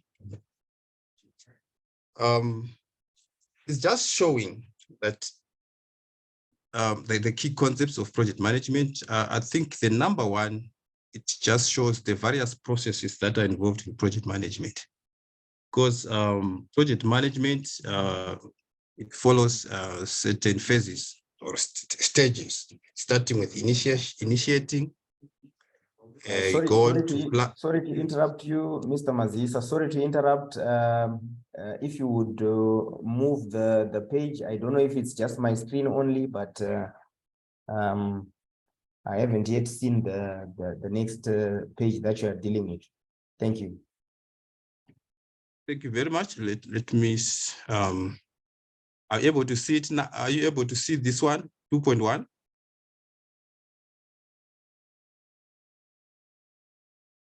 Please confirm if you are seeing slide 2.1. At the present moment, I can only see the top page with the title. I can't see 2.1 as yet. I don't know about the others. Okay. Yeah, I'm not moving. Okay. How about now?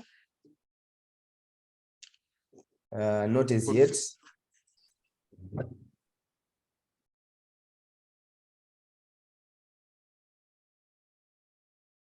Mr. Jiri, confirm what you are seeing on the screen right now. Right now, we can see the first page on the topic, project management, and the presenter, the name of the presenter. That's the page we are still on. So my apologies for that. Let me try fix this. Let me try and reshare again. all right.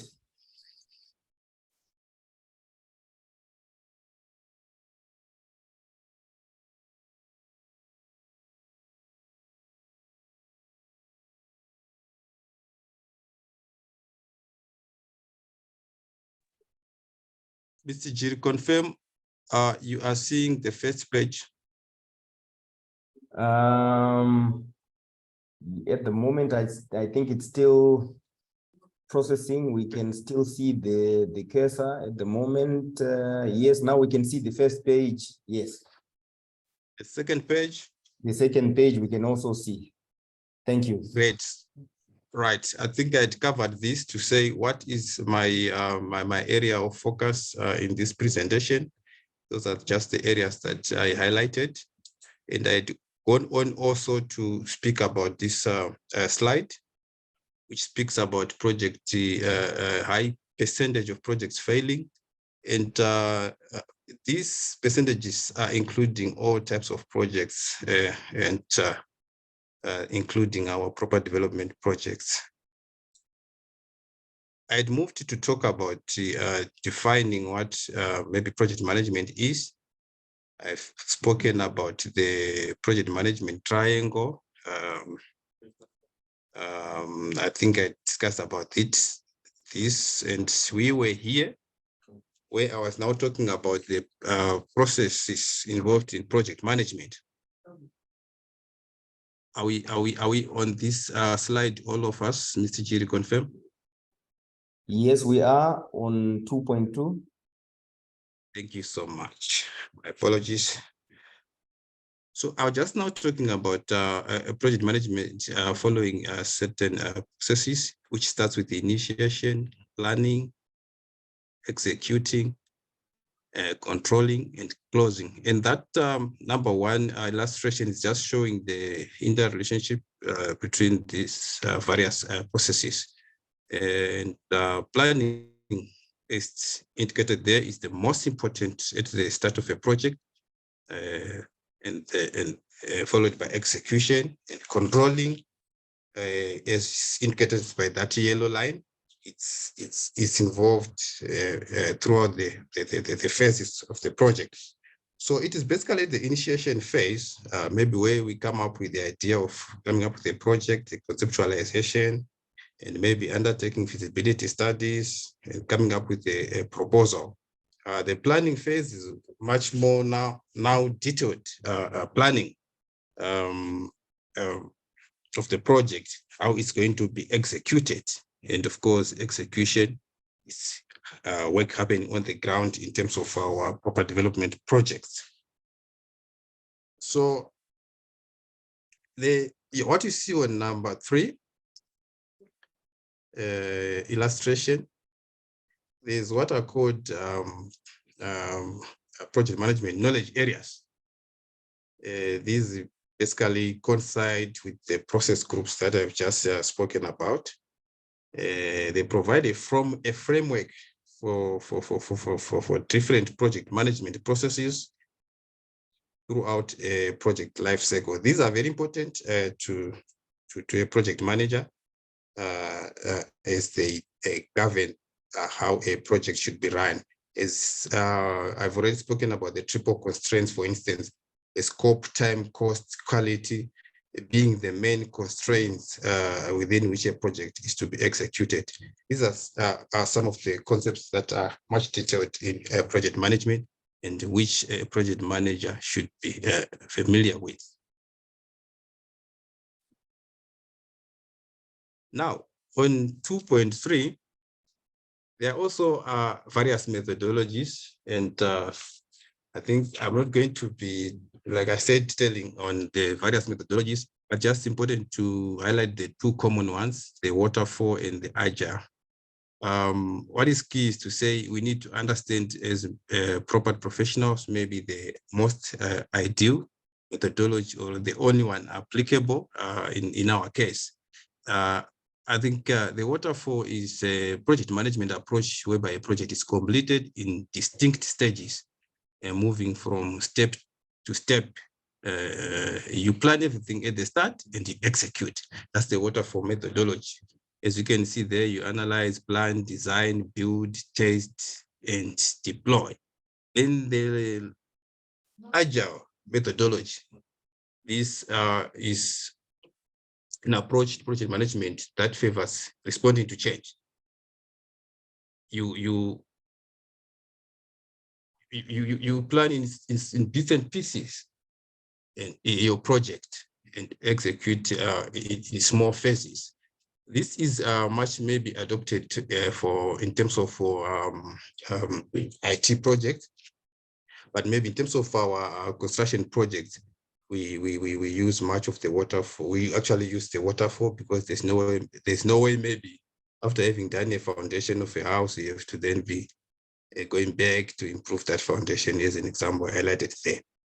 That's but nonetheless, as you will see as I'm going, there's need to also be agile in our approach, as I will maybe touch when talking about changes in project management. So what are the changes in practice in respect of project management? I think it is important for one to be understanding the context within which one is delivering the project. This is understanding. Do you have the right tools? Are you focused on the right things? Are you doing the right thing? Are you focused on the right things? Are you doing the right things? These are critical questions one should be asking himself or herself, and within the context within which a project is being executed. And I think I've already spoken of agility. In the operating environment that we are working in, agility is key. We have to be able to adapt, to have a flexible mindset, and suiting our approach to the operating environment. There is no one size fits all in project management and in project leadership. And one critical change is around technology. Technology has not spared this a profession of project management.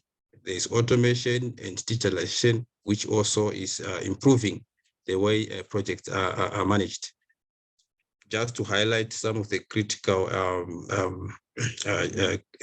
current aspects or changes in project management. Now I'm moving on to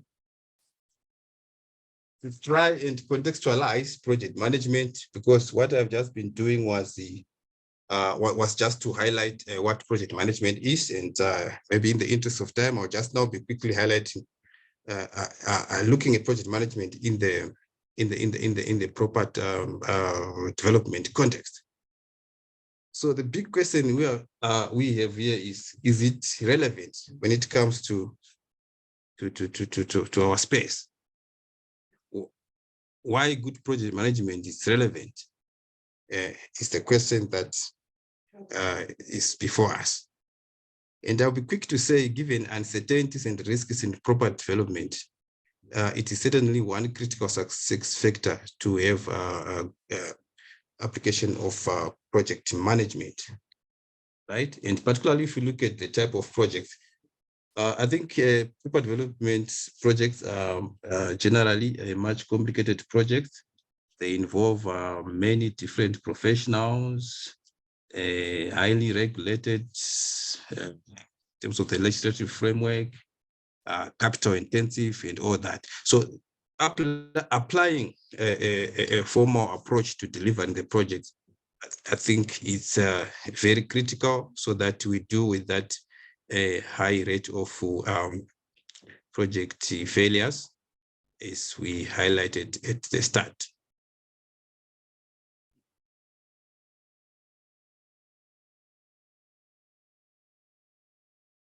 So going on, so just to highlight some of the reasons why maybe project management is critical, I think is the methods, the way how value proposition is delivered. Project is how value proposition is delivered, and it ensures that we do the right things at the right time and being able to prioritize.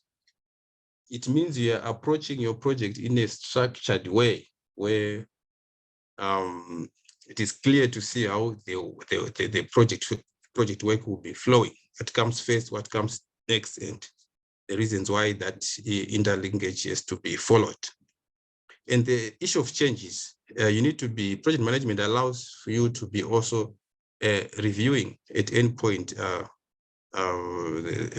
whether the business case which originated the project is still valid. This can change, particularly in an environment like ours. So project management then allows you, in case of any changes, to have seamless implementation of changes, as you will be following a formalized approach to delivering your project. The next slide is also just illustrating and expanding a bit more on the various benefits of adopting project management approach. So with project management helps us to get quality job done as quickly as possible, and helps to save costs. The time and effort which goes into proper planning and organizing a project before it begins is critical, as it helps us to be more efficient in delivering our project. And the aspect of assurance, it helps then to deal with certain risks that are involved in proper development. If we start by clearly looking at all the knowledge areas as highlighted, actually the risk management aspect, it looks at all the issues that may affect our project, and we are able to plan accordingly. The planning and controlling, which is critical in project management, it is very critical. It helps us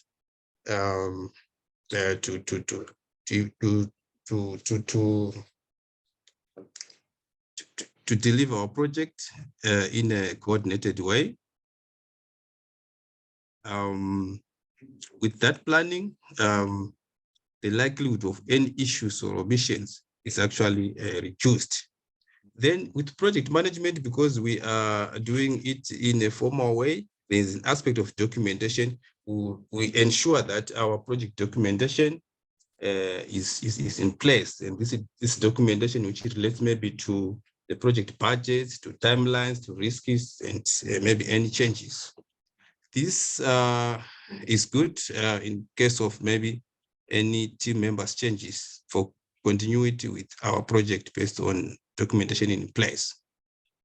Project management also allows for constant checkpoints as you are doing the evaluation. And lastly, indicated there is that project management provides like an early warning sign or indicator of things which may go wrong as you're actually doing the control and ongoing evaluation process of our project.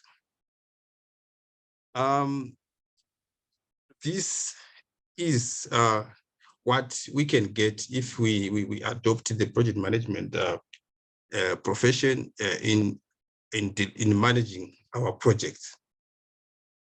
So lastly, having highlighted what we can benefit from maybe adopting the project management approach, I'm coming to just then highlight my recommendations from my own personal perspective.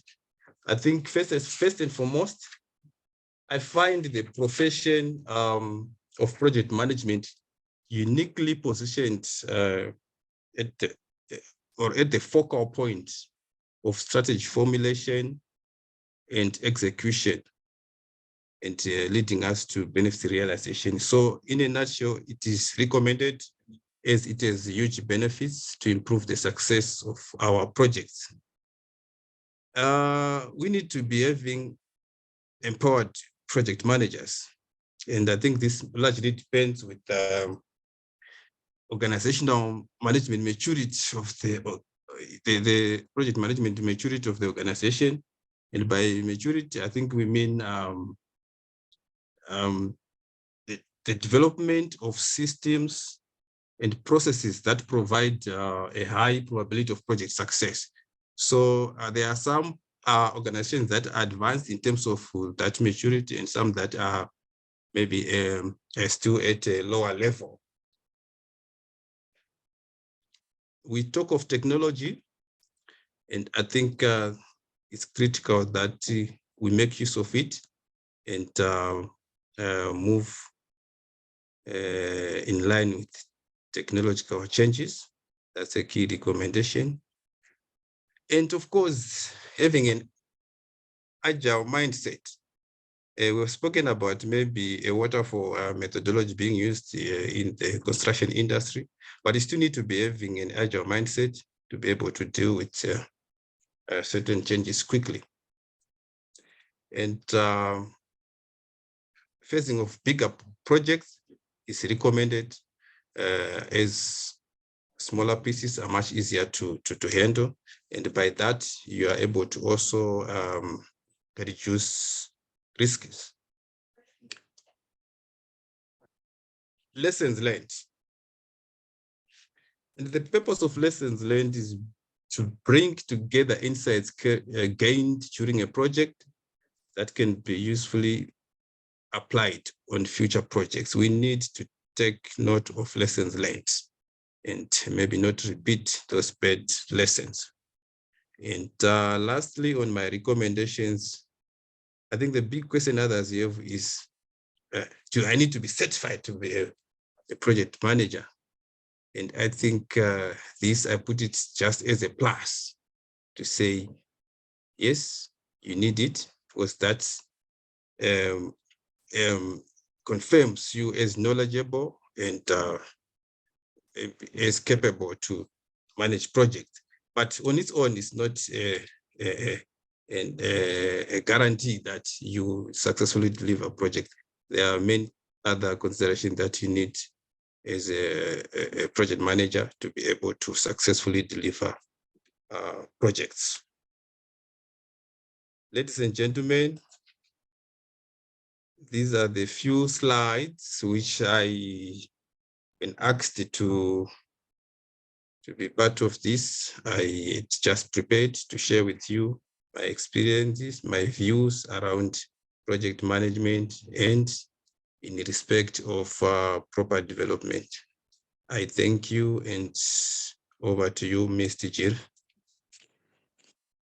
It's a big thank you to Mr. Mazivisa for such a wonderful presentation on project management. I think we have been presented with a case for project management, which probably, though we might lack statistics, but a lot of projects suffer stillbirths or abandonment, probably simply from a lack of project management.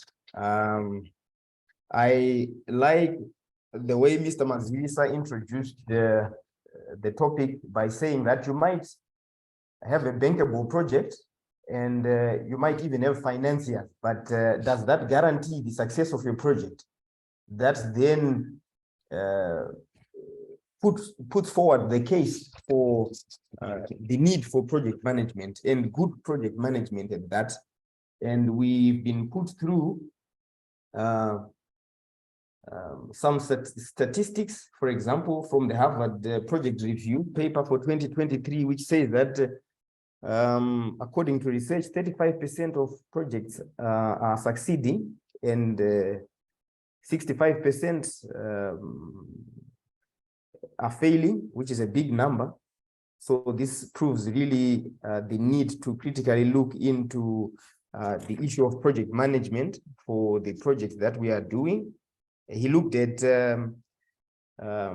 initiating, planning, execution, controlling, and closing a project. And the all important aspects of scope, time, cost, and quality.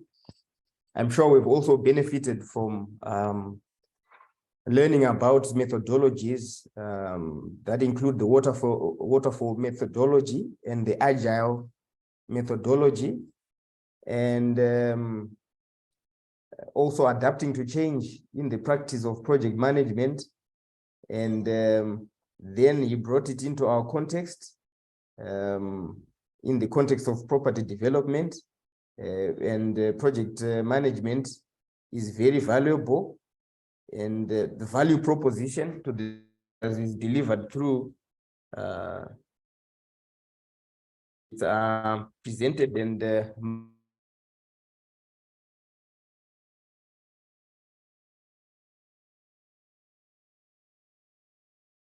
that we must have empowered project managers that have ownership of the projects, and we must look into the issue of technology, and we must have an agile mindset.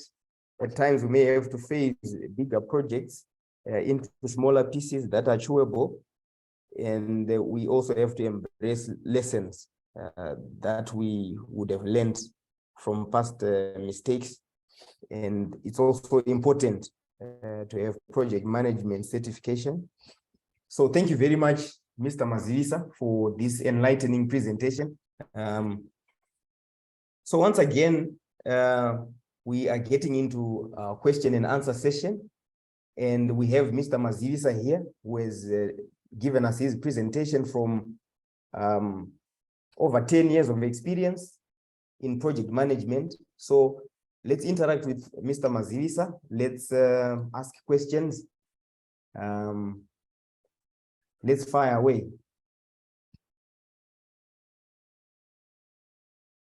Probably some of the questions that I can see here were meant for the previous presenter on green building certification. And there's another question here. We'll give them a chance to respond. I can see a question here that says, where can a new land developer access software to assess project viability? Mr. Mazivisa or any of our previous presenters may also answer this. So maybe to begin with the question that says, where can a new land developer access software to assess project viability? I don't know, Mr. Mazivisa, if you can respond to the issue of software. Is there any? Definitely there's software for project management, but the attendee is asking where can we access software that would help us in assessing project viability?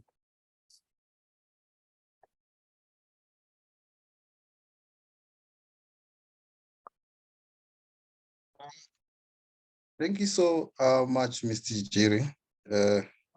I think I will try to answer the question. Perhaps I can answer it from an angle of saying there are tools that can be used by project managers to help them manage the overall project. And there are many. These are just technological tools that enhances how one can do the work. I may not be able to pinpoint maybe which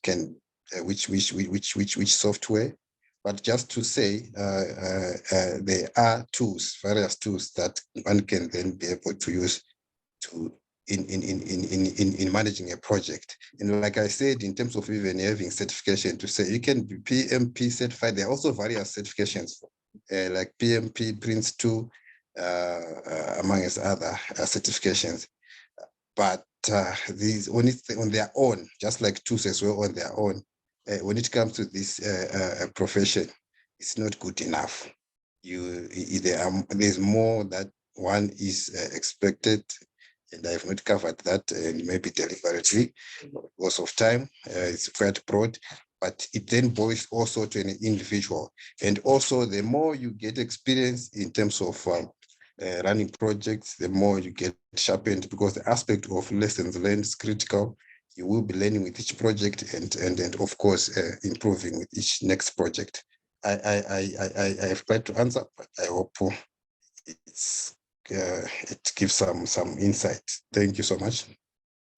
Thank you very much, Mr. Mazisa, for your response. I'm sure we've been answered. And in the interest of time, we're going to go into the next presentation. I would ask if Mr. Mazisa, you can stay with us if possible, because we are encouraging members to post all their questions on the question and answer platform. Let's continue to post those questions, and then after the presentations, we are going to revisit all of these questions and then interact. So if you would stay with us to our presenters, including Mr. Mazisa. And now, thank you. Now we are going to get on with the next presentation, and our next presenter is Ivan Cornet. I hope I got that right, who is the managing director at Latitude 5. And Mr. Cornet is going to be talking on innovation, sustainability, and technology, with a focus on developing commercially viable property developments. So we welcome you, Mr. Cornet, and it's over to you now. Thank you. Thank you very much for this kind introduction. Can you hear me okay? Yes, yes, Mr. Cornet, we can hear you. Perfect. Perfect, thank you. So thank you very much. I'll share my presentation to the audience now. Here we go. Can you see the presentation? Yes, we can see the presentation. Okay, excellent, excellent. So thank you very much for, first, thank you to the Real Estate Institute of Zimbabwe for having invited me for this presentation. I think it's, I'm really honored to be here. So as you mentioned, I am a managing director in charge of real estate with Latitude 5, which is an investment advisory firm focusing on North and Sub-Saharan Africa. So we're going to talk about sustainability, innovation, and technology. I think before we start with sustainability, I think there is a caveat to be made here. Sustainability, it's often referring as ESG, is basically focusing on environmental, social, and governance.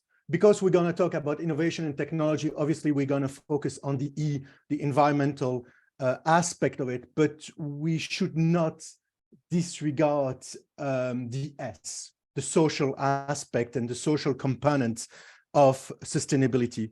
It is basically how a company interacts with its direct stakeholders, tenants, customers, supplier, staff, and how a property contribute to the communities in which it operates. I.e., it's mainly focusing on, of course, on the hotels and on the retail shopping center. I think this is important. I'm not going to go back to it, but we should not forget that. We all know that we are being impacted by climate change.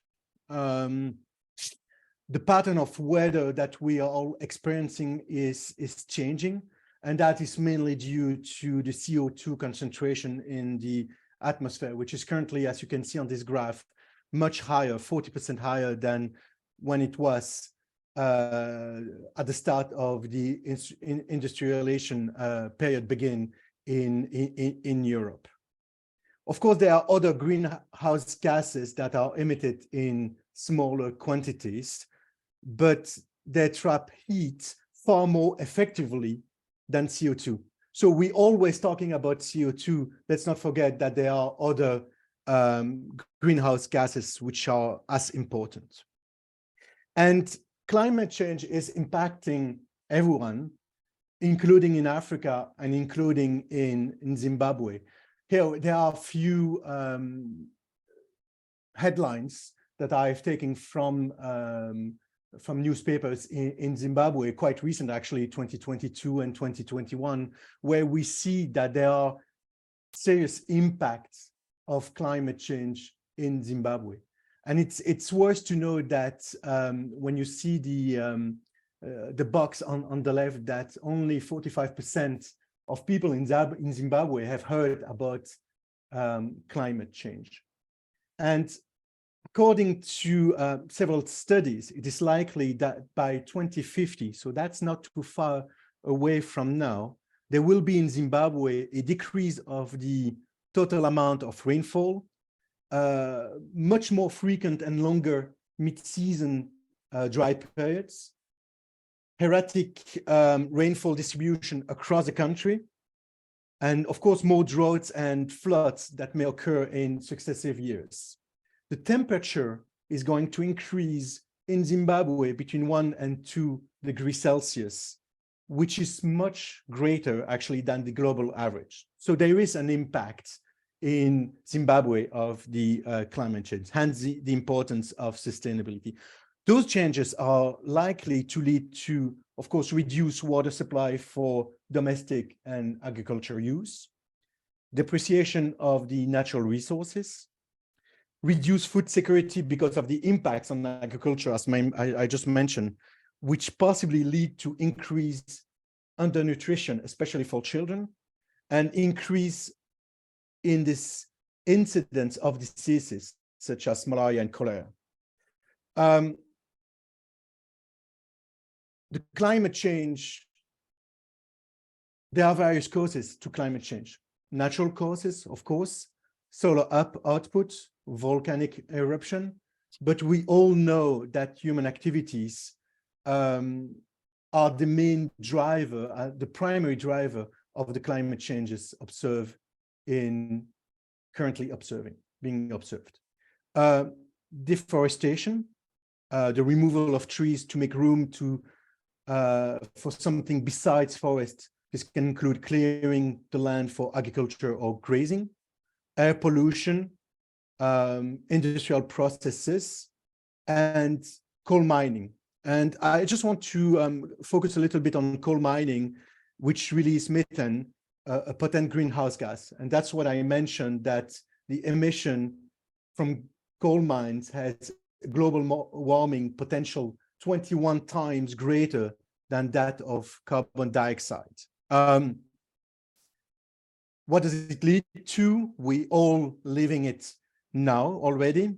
It's changing in glaciers, sea level change, heavy rainfall across the globe, being erratic, extreme drought, etc., etc.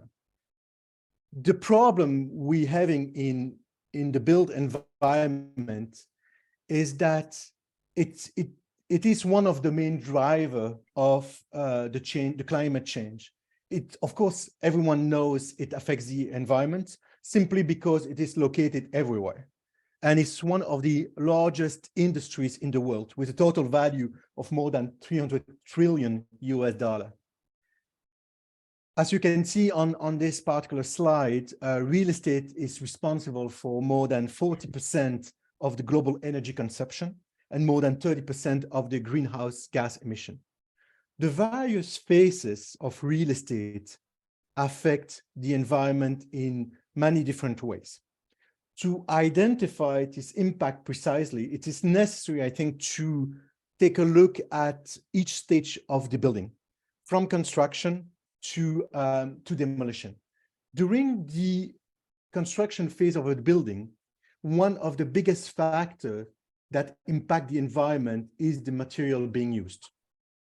They are the most consumed raw materials worldwide, and it can include sand, rock, gravel, metals, wood, etc. The production of these building materials for the construction sector has accounted for about 11% of the global energy and the process-related emission. In addition to that, the production, in addition to the production of the materials, these materials must also be transported to the project site, which we know in Africa, it's often imported from abroad. And so depending on the type of materials, it can account for a big part of the energy usage. The second phase is the operating phase, the use phase. It's actually a major part of what affects the environment through the building environment. When considering the complete life cycle of a building, it takes up, and we all know it, the longest period of time, and therefore it contributes significantly to energy consumption and emissions. Commercial building use about 59% of energy for HVAC, heating, ventilation, and air conditioning, and 20% for lighting. Other energy consumption is related to office, for example, devices such as computer, printer. And another way to look at it is its maintenance. When maintenance is due, this part of the operating phase is similar to the construction period, as new parts must be produced, transported, and installed in order to repair the building. The third aspect is demolition. It's the last phase of the building cycle. And even though nothing new is created at that moment, it still costs energy and resources to tear down a building. I've put here 4 basically main driving forces behind the ESG narrative in real estate. Actually, there are 3 of them, which is government and regulators. It's very similar, tenants and investors. If we start with the financial investors, the financial investors, including in Africa, are more and more interested in sustainability and carbon footprint. For example, long-term investors, such as pension funds, view their investment through a 30-year lens. And therefore, for them, it's a no-brainer. If we don't take care of the planet, it will have an adverse effect on the long-term investment. When these large investors, and we see more and more pension fund and African pension fund being involved in real estate investments, when these large investors focus on a problem, of course, the real estate owners and operators have a strong incentive to focus as well. So on the other side of the equation, so we have investors, on the other side, we have corporate tenants. And those also care, not only international corporate tenants, but also local and regional tenants care also about the environment and climate change. They basically want to be in a building that is usually certified carbon neutral. And they want to work with companies that care about the environment. And as this segment of stakeholders grows, it drives change, of course. And finally, government and regulators have a massive impact on sustainability. Several governments around the continent have already passed legislation to encourage the development of ESG compliant buildings. Just to name a few, in Kenya, for example, green bonds issuance are tax exempt. In Ghana, there is lower permitting fees for green buildings. And in Nigeria, the Code of Corporate Governance encourages the companies to pay more attention, I would say, to sustainability issues, including environmental. So these three drivers are creating pressures on the market, pushing real estate owners and operators to take sustainability much more seriously than before and to act on it. What can be done to reduce the impact of real estate emission on the environment? Pressure is increasing for developers to create green buildings, right? Thanks to this high demand, new technologies and innovative solutions are coming on the market continuously. Not only do these help to improve the impact of real estate on the environment, and that's where it is interesting, it also makes the buildings much more efficient and profitable. I've basically identified 5 different ways to ensure that the new buildings being developed are greener and much more environmental friendly. The first one is sustainable building materials. As I mentioned in the slide before, one negative impact of the building material is the consumption of energy and resource during their production. Therefore, it is important to look at alternative building materials that are much more sustainable. Green building materials include, for example, wood, bamboo, cork, timbercrete, and many more. The second aspect is waste management and recycling. In order to improve the usage of resources, efficient waste management and recycling plans must be in place. Unfortunately, we don't have numbers for Africa, but it is very important in the demolition phase of the buildings. In the UK, for example, because that's where we have a number, about 90% of the construction and demolition waste is currently being reused for other infrastructure work, such as roads, for example. I doubt that this is the same number unfortunately, in Africa. Predictive maintenance is also important. Again, it is important for our continent. One solution that helps reduce the costs and resources used for the maintenance of the building is to predict the problem before it is occurring. There are hundreds of different appliances and systems in modern commercial properties that could potentially break down, including HVAC systems, elevators, lighting, security and access systems, different pipes, and many more. Malfunctions of these can have a drastic impact on the building and on the tenants. Thus, repairing them is often a high priority. These unexpected events are often also related to high cost and require energy as well as resources to produce and install new components. Unfortunately, in Africa, property and facility management is often overlooked once the building is being developed, and so a focus should be also on this predictive maintenance aspect. Smart building systems and technologies. Another way our data can benefit the way real estate affects the environment is by using smart building systems and technologies. Similar to predictive maintenance, the Internet of Things enables devices to send information to a centralized management system that can analyze it. This data is then used to find patterns in the consumption of different resource and energy to make them more efficient. Certain systems, such as smart HVAC and smart lighting, allows for energy savings for up to 50%. Not only will it reduce dramatically energy consumption and emission, but it does also have a positive impact on operating cost of a building. And lastly, renewable energy. To make real estate truly sustainable, the energy that is being used must be renewable. Best is the country itself is able to generate enough renewable energy, but it's again rarely the case in Africa.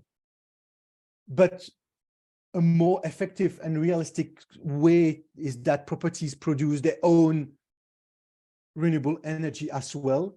And for example, we're seeing an increasing demand for solutions such as solar panels, which are being put on the roof of shopping center or on decks of parkings.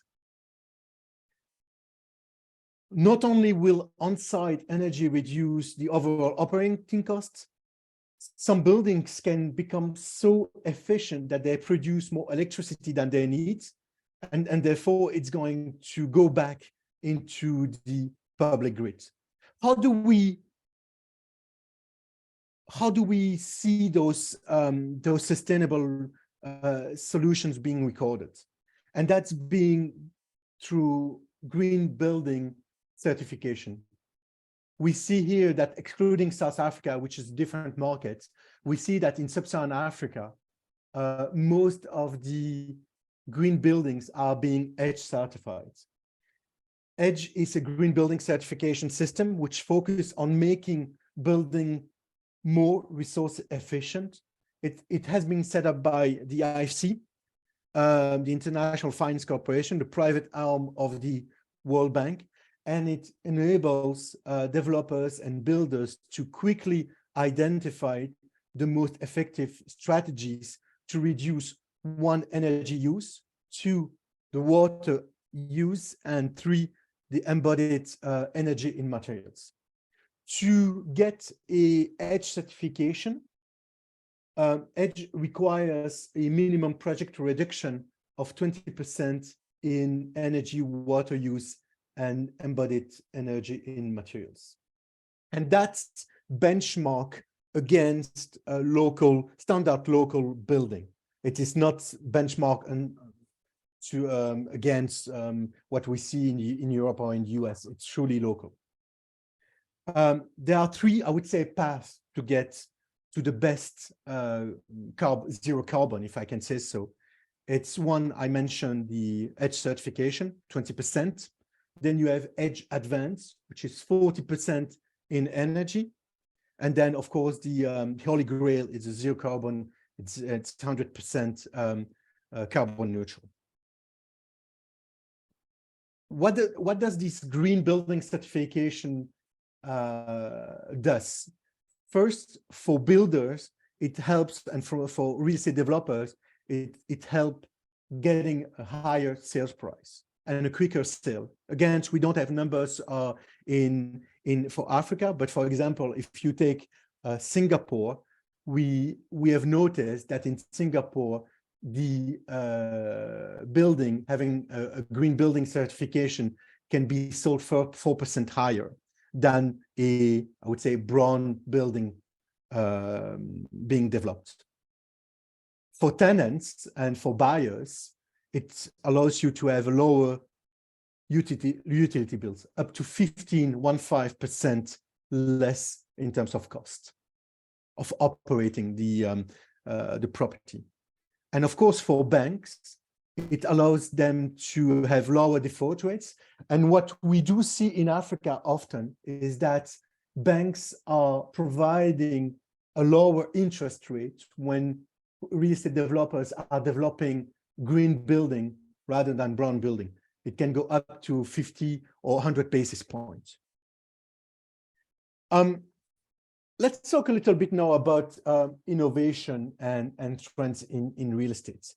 There is a macroeconomic concept of creative destruction, which promotes the idea that new ways of innovation disrupt and shape a business cycle, making previous systems obsolete. It's also the case in real estate. We are entering into a sixth innovation wave. The first innovation wave was in the 18th century. We're living now the fifth wave, which started in the 1990s and lasted for about 30 years, which provided us for global offices, the introduction of emails, the e-commerce, and now we're getting since 2020 into the sixth wave. The sixth wave allows basically for digitalization and is bringing rapid change. The rapid growth of new technologies and key challenges around issues such as climate change that we discussed means that we are already seeing changes and will continue to do so at a rapid pace going forward. Investors and more generally real estate stakeholders need to be primed to react to those changes. For example, demand for data centers is expecting to continue to grow, including in Africa, which an increased focus on energy procurement, considering increased off-grid green energy sources, for example. In our lower long-term growth environment, investors may look for ways to make existing assets work harder. And what we're seeing now more and more often, it's a more flexible use of space, not only through co-working space for offices, but for example, we're seeing hotels offering office space. We're seeing retail offering, again, co-working spaces or having retail and shopping center within. So we will likely see rapid innovation in clean technology and environmental solutions, creating opportunities for carbon capture, for land-based investments, to alternative methods of generating and storing energy. Knight Frank has been kind enough a few months ago to, that's for the long term. So we're seeing through, for example, I've taken 4 points on the Knight Frank commercial real estate trends in Africa for 2023. And as I mentioned, data center is part of it. Hybrid working, we've talked about it. And unfortunately, there are economic challenges. Many African countries are struggling with spiking inflation and repeated currency devaluation, which are stalling economic recovery and making some real estate stakeholders nervous about pursuing expansion plans. The war in Ukraine is adding to these economic challenges, with a global growth expected to slow down from an estimated 6.1% in 2022 to 3.6% in 2023. These are the IMF projection. And this situation is, of course, exacerbated by increased unemployment rates, especially among the young population. We're seeing that across the continent. Another important trend that has been seen by Knight Frank for this year is sustainable buildings. We've talked about it, right? Throughout 2022, there's been increased focus on best-in-class office space, for example, by occupiers, and that's being supported by rental growth and high occupancy rates across many of the continent markets.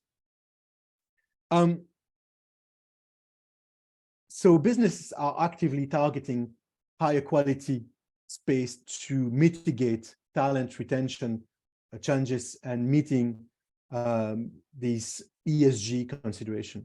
I've not mentioned that before, but just to give you an idea, Africa is approximately 785 green rated buildings. And among those 785, 641 are in South Africa alone. So if you need to compare with the United States, has exactly, well, more or less, 81,000 green rated buildings. Makes difference, and we have a long way to go. Let's talk a little bit about PropTech or property technology. Property technology or PropTech can be defined as the usage of technology to assist in today's real estate needs. For the office sector, for example, this could mean everything from digitally facilitating workplace experience to offering data and analytics capabilities for real-time feedback. To help property teams, for example, purchasing, selling, and managing their assets. In short, the goal is to make everything about owning, leasing, working in a building unique, easier, and more efficient. There is another concept that we hear from time to time, which is construction technology. And there are many definitions out there about ConTech or construction technology. Some of these are broad, other narrows it down to just the actual construction process. In reality, there is a lot of overlap between construction, contact, and management of a building, the property technology. I like to define ConTech as the technology which is used to innovate the way we plan, design, build, structure, as well as manufacture and installation of their components. Is ConTech PropTech? You can say so. If we take, for example, there is a huge overlap that naturally arises between the two.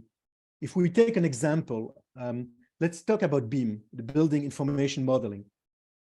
According to Autodesk, which is one of the leading provider of BIM technology, and I'm quoting here, Autodesk is saying that building information technology is an intelligent 3D model-based process that gives architecture, engineering, and construction professionals the insight and tools to make more efficiently plan, design, construct, and manage buildings and infrastructure. So the maintenance of buildings that have been built in BIM can also be more efficiently managed using AI through BIM models and other centralized data.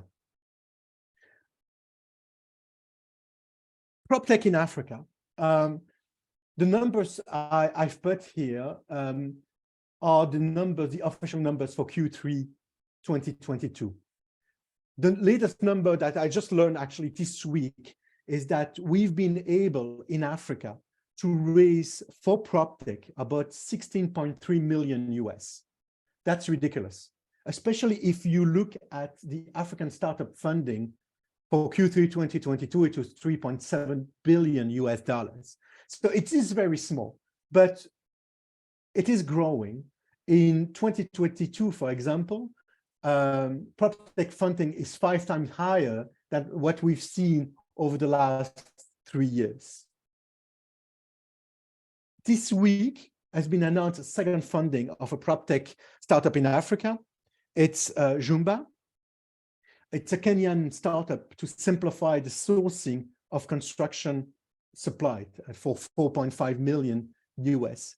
And so what we're saying now is that we are, early March, we've already raised for African PropTech about 50% of what has been raised in 2022 for the first 3 months of this year. Well, actually, it's 2 months of this year. There's been a focus on African PropTech, which is on retrofitted solutions to lower carbon emission for existing buildings. The collection and the reporting on building efficiency and ESG data, and having a more, I would say, greener and more sustainable alternative energy sources. That's what we've been talking over the last, half an hour. That's what we've been talking about: sustainability, innovation, and technology. For those who are interested by PropTech in Africa, there is a website. It's called Startup List, in one word, .africa. And if you go on this website, you can basically you can identify the PropTech, the various PropTech companies that are active in Africa.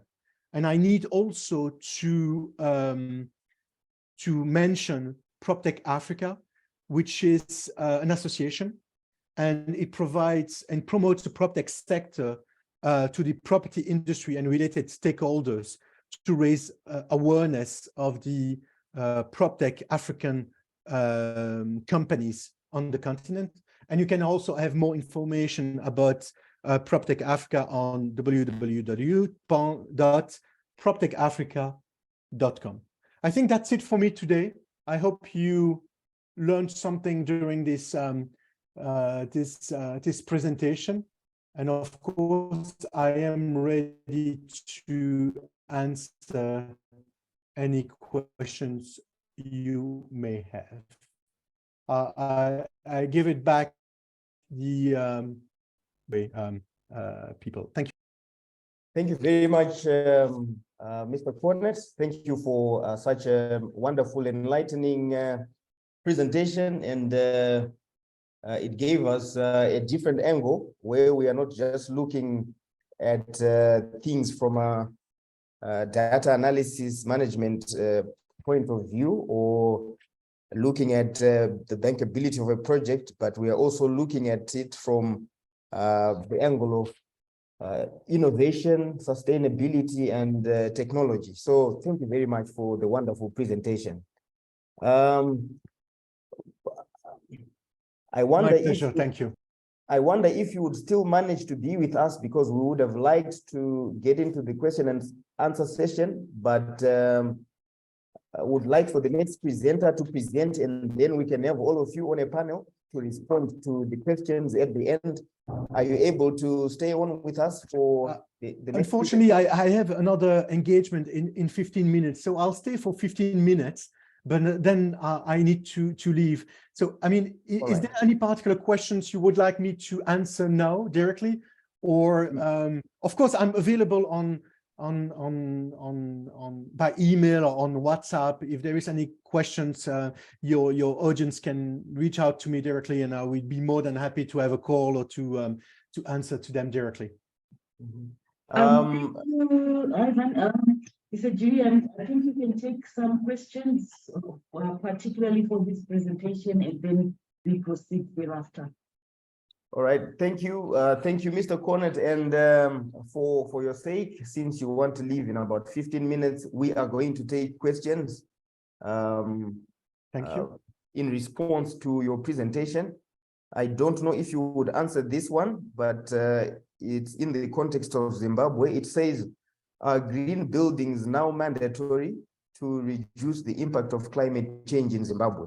This question I don't have actually the information about Zimbabwe, but green buildings are not mandatory anywhere.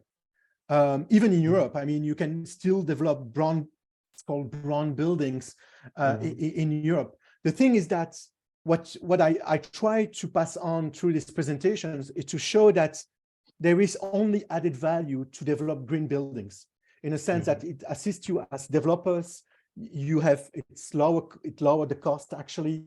You can have a better resale price. You give competitive advantage to your tenants. You can raise better funding. So it's only a plus, I would say. But I don't think that in Zimbabwe or anywhere else in the world there is an obligation to develop green buildings. Thank you for your answer. I think it's quite clear. It was also an interesting thing to note that, as you said, in Singapore, a green building can attract a sale price that is about 4% higher than a brown building. Yeah, we don't have the numbers for Africa, but I'm pretty convinced from what I see from experience, it is very similar. And just to give you an idea from, well, an experience, is that recently I had to raise funding from a local, regional DFI, right? A development agency for a development in Africa. It's an hospitality/tourism kind of development. And what has been noted by the DFI is that the DFI didn't want even to provide funding if the building wasn't green, if the development wasn't green. They weren't even looked at the economic aspect of it. They were basically, the first question which came through is to say, is your development eco-friendly? If it's not, we're not even going to look at it. So I think it's important to take that into consideration. Mm-hmm.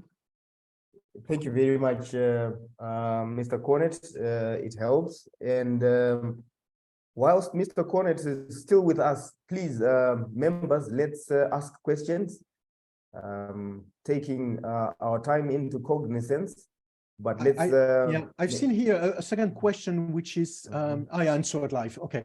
The contact of PropTech Africa. You go on the website, it's very easy to find them, proptechafrica.com, and you have all the information about them, and you can contact them directly. I mean, it's a very small team, so they're very happy to discuss that topic with you. Thank you, sir. Question for our presenter. If we have, let's quickly get on with it and ask.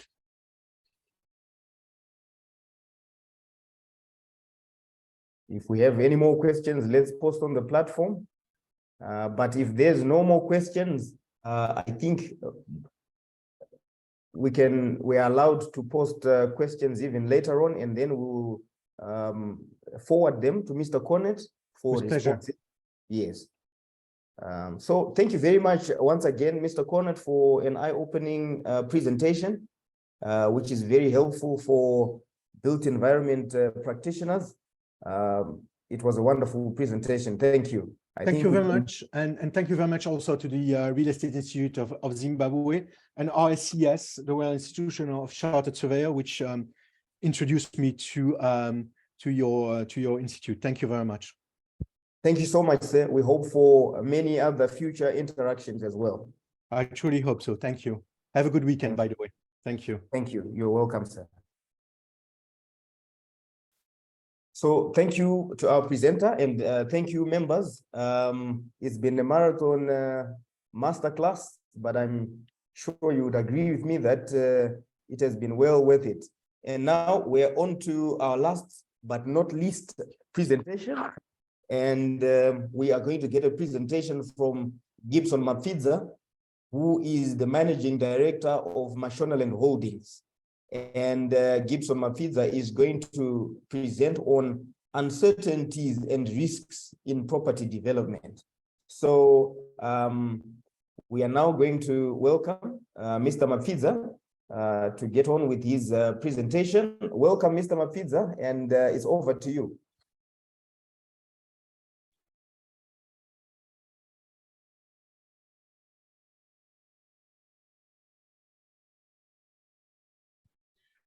Thank you very much, Abraham. I don't know whether members can see my slides. Yes, we can see your slide. Perfect, awesome. And a very good afternoon to colleagues in the industry. Like you said, it was a marathon, and I hope we still have participants on the other side. My presentation is on uncertainties and risks in the property development market. And I try to squeeze what I can share. So I'm going to sort of try and cover these key areas that you're seeing now, uncertainties, risks, and also share a bit of practical experiences and examples as well. So the first thing is, let's get uncertainty out of the way. Very good quote by Peter Bryan there, who says those who enter into ventures that depend upon future outcomes have to come to terms with uncertainty. And when you look at proper development, at the day you decide to undertake a project, the future is not known in terms of the demand of whatever you are building.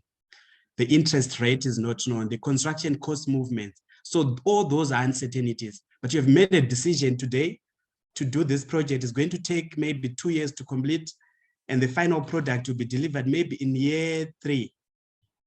So the demand is uncertainty up to at this point. So the key thrust of my presentation now is to say, how do we deal with those uncertainties and also those risks as well?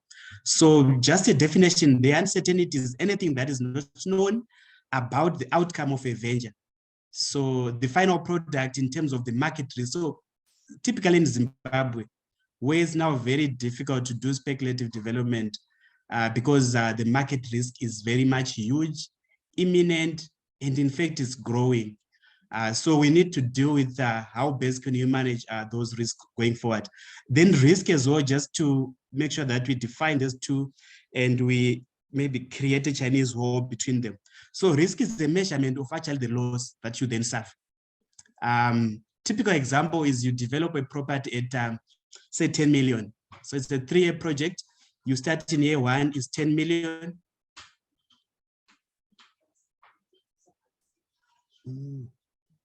Sorry. Perfect. Yeah, perfect. I think you can see my slides better now. Yes, we can. Perfect. Okay. So risk, think of it as the actual loss that you're measuring, maybe at the end. Of course, you can actually estimate and calculate the risk before the completion of the project. But let's now go into detail with these terms as well. There are 2 things that I want us to sort of talk of. I try to create a graph to demonstrate these 2 key. They are not variables. Don't think of them as X and Y. They are not dependent variable. So there are 2 key things with projects. So the one thing is uncertainty in the manner that I've looked at uncertainty. So these are things that you don't know when you start. So at the point of starting, your uncertainty, if you want, is at 100%. And as you move along the project timeline, they move closer to 0% because now the cost of the project, you get to know it. The lettable area that you're going to deliver, you also get to know it. With what you will see on the design, at the end when you remeasure, those numbers can actually have a variation.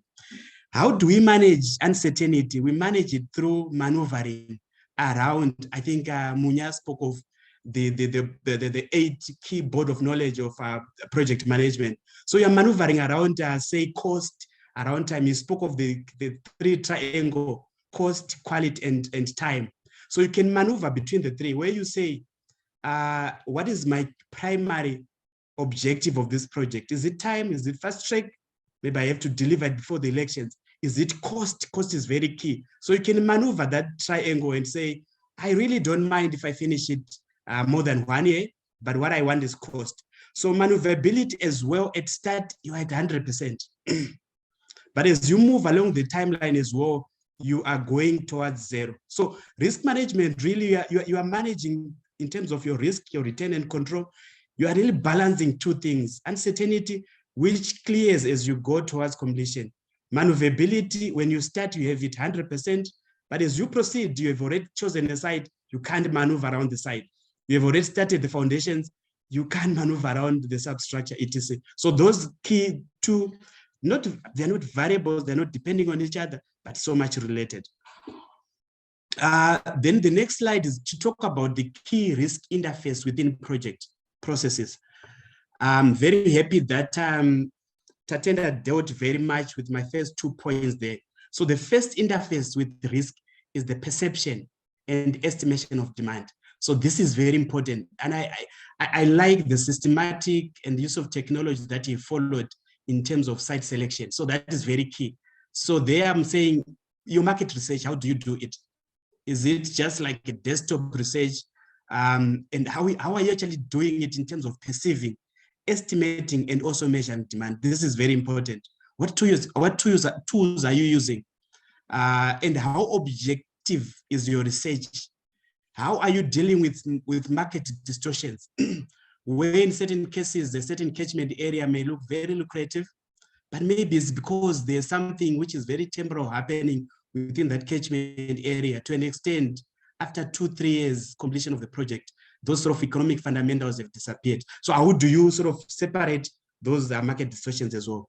The next one is the identification and securing of sites on which building might be constructed. So you've realized there's a need, and due to that need, you want to deliver a certain product, which is a building, to meet that need. How do I identify and secure a site? Again, I think Tatenda did justice to this phase 2. Then the design of accommodation to meet the demand. This is really where I think as real estate practitioners, especially when we interfere and work with our colleagues on the design side, we need to do more. Because it is us as practitioners who understand the need, because we deal with tenants, so we know exactly what they're looking for. Architects are trained to design, yes, like Darlington said, but in certain cases, they want to design a signature building, which may not add value in terms of meeting the needs of the tenants. In such cases, you end up with a building over-designed.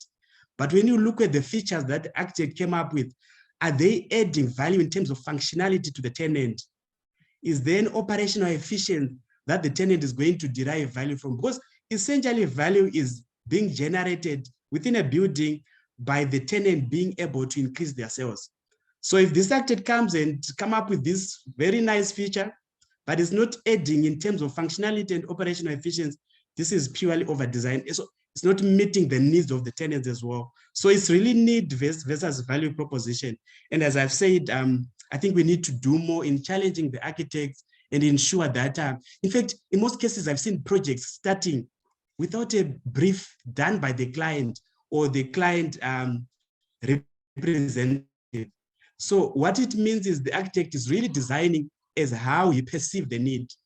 But we are saying as practitioners, we should understand the need exactly in terms of what is the tenant looking. Is it a house?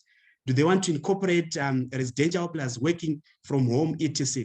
Then there are short and long-term finance. I think Munya touched a bit on finance as well. It's very key at the onset of the project to ensure that you have put funding in place.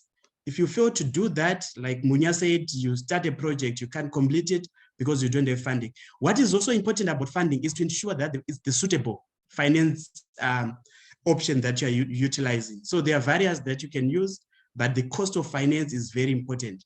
And it's key that your cost of finance gives you a headroom with your internal rate of return. So, because at the end of the project, your yield should be higher than that cost of finance. So you don't want to match these two, maybe you want to leave a 5 percentage point, which is a headroom as well. And in most cases, you want to sign up and ensure that you hedge against interest increases during the construction leg time. Then the management of design and construction, also very important. This is really project management, and I think Munya has done justice to this as well. Then letting, so the last one is disposal. So disposal is very key. And I've said in our market, the market risk is very much big and imminent. In the 90s, when you talk to people who were building the CBD of Harare, Bulawayo, Mutare, for instance, it was all speculative development. You build, the tenants will come.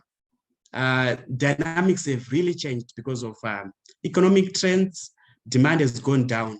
So in most cases, to manage that risk of disposal of or letting, one has to be very deliberate in terms of knowing who is going to take up the space. And apart from that, if you are doing a housing development, you need to make sure that you've studied your market. The biggest challenge with housing development, not sure whether I can give this example of 3,000 houses that were done in Budiriro. I see Mkoma Chris Manuel is on course, so yeah, I worked with him on that project. What really happened, of course, there were theories that were coming out of the market, but what happened is at the time of the idea or consumption, the market was up. Both the economic cycle and the property cycle were going up 2011. Come delivery 2015, fundamentals were pointing southwards. So these were really property cycles, but really driven by economic cycles. So it's very necessary that you sort of have a good understanding of the property cycle. To an extent, you say my project construction period is 3 years. The GDP now is XYZ. what is it going to be going forward? If you feel that those fundamentals are going to go down, it may be wiser to then pre-sell those houses, where you do all the designs, maybe start with a sample house and you start selling and actually sign agreements as well. In some cases, if your product is superior, you may actually want to request your customers to pay a deposit. So all those risks are very key in terms of dealing with them and also trying to say how best to manage them. Then I know for certain this slide was covered to a great extent by Tatenda, but the first risk that we incur is right at idea generation. Most of the buildings that we then end up pursuing are really based on past experience or even emotional attachment to a certain location. But in terms of investigating and measuring the income potential of a prospective investment, so this is really catchment area study, and it has to be very systematic, where you pick your demographics in terms of age, but also incomes, which is very important. So I just felt I needed to emphasize on this one. So most projects, they are triggered not by ticking all the boxes in terms of, is there demand for this building? The demographics, are they going to support whatever we're trying to do? So that is very key. Catchment area study. Again, I think Tatenda touched on this. So that's the challenge of presenting last year, just be realizing that this was already covered. Then I want to go now to typical so I'm looking at phases of proper development, then identify key risks, and then sort of suggest how best to manage them. So the first one is site acquisition. I know Munya looked at proper development. The waterfall one was a bit different. So I have sort of compressed mine to 3 stages. So the first one is, so the first risk is on physical characteristics of land. So if this is low income housing you want to do, it may not be wise to then have this in a swamp area where we are going to need special foundations. So the physical characteristics of that land should support. So then the legal risks as well, including security of tenure, are there easements in favor or against the land? Town planning, very important as well. What is permitted on the land? So in most cases, we rush to buy the land. We then realize that in terms of what you want to do, maybe is not permitted or permitted through special consent, which special consent may not be forthcoming because of certain other reasons. Environmental restrictions, very key now, especially after Emma mapped Harare. I think the whole of the country, most of freehold land was affected by the wetland mapping. I'm happy that we have gone through an experience, and I think Emma are more listening when you then propose or present your proposal in terms of what you want to do and how can it be done without damaging the environment. So I think in terms of management measures, comprehensive due diligence, in some cases, before you actually acquire the site, do all the work.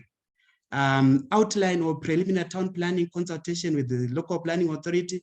I think this one, it really helps. Before you buy the land, you go to City of Harare, you get the local plan of that area and tick all the key boxes and know exactly what you're buying.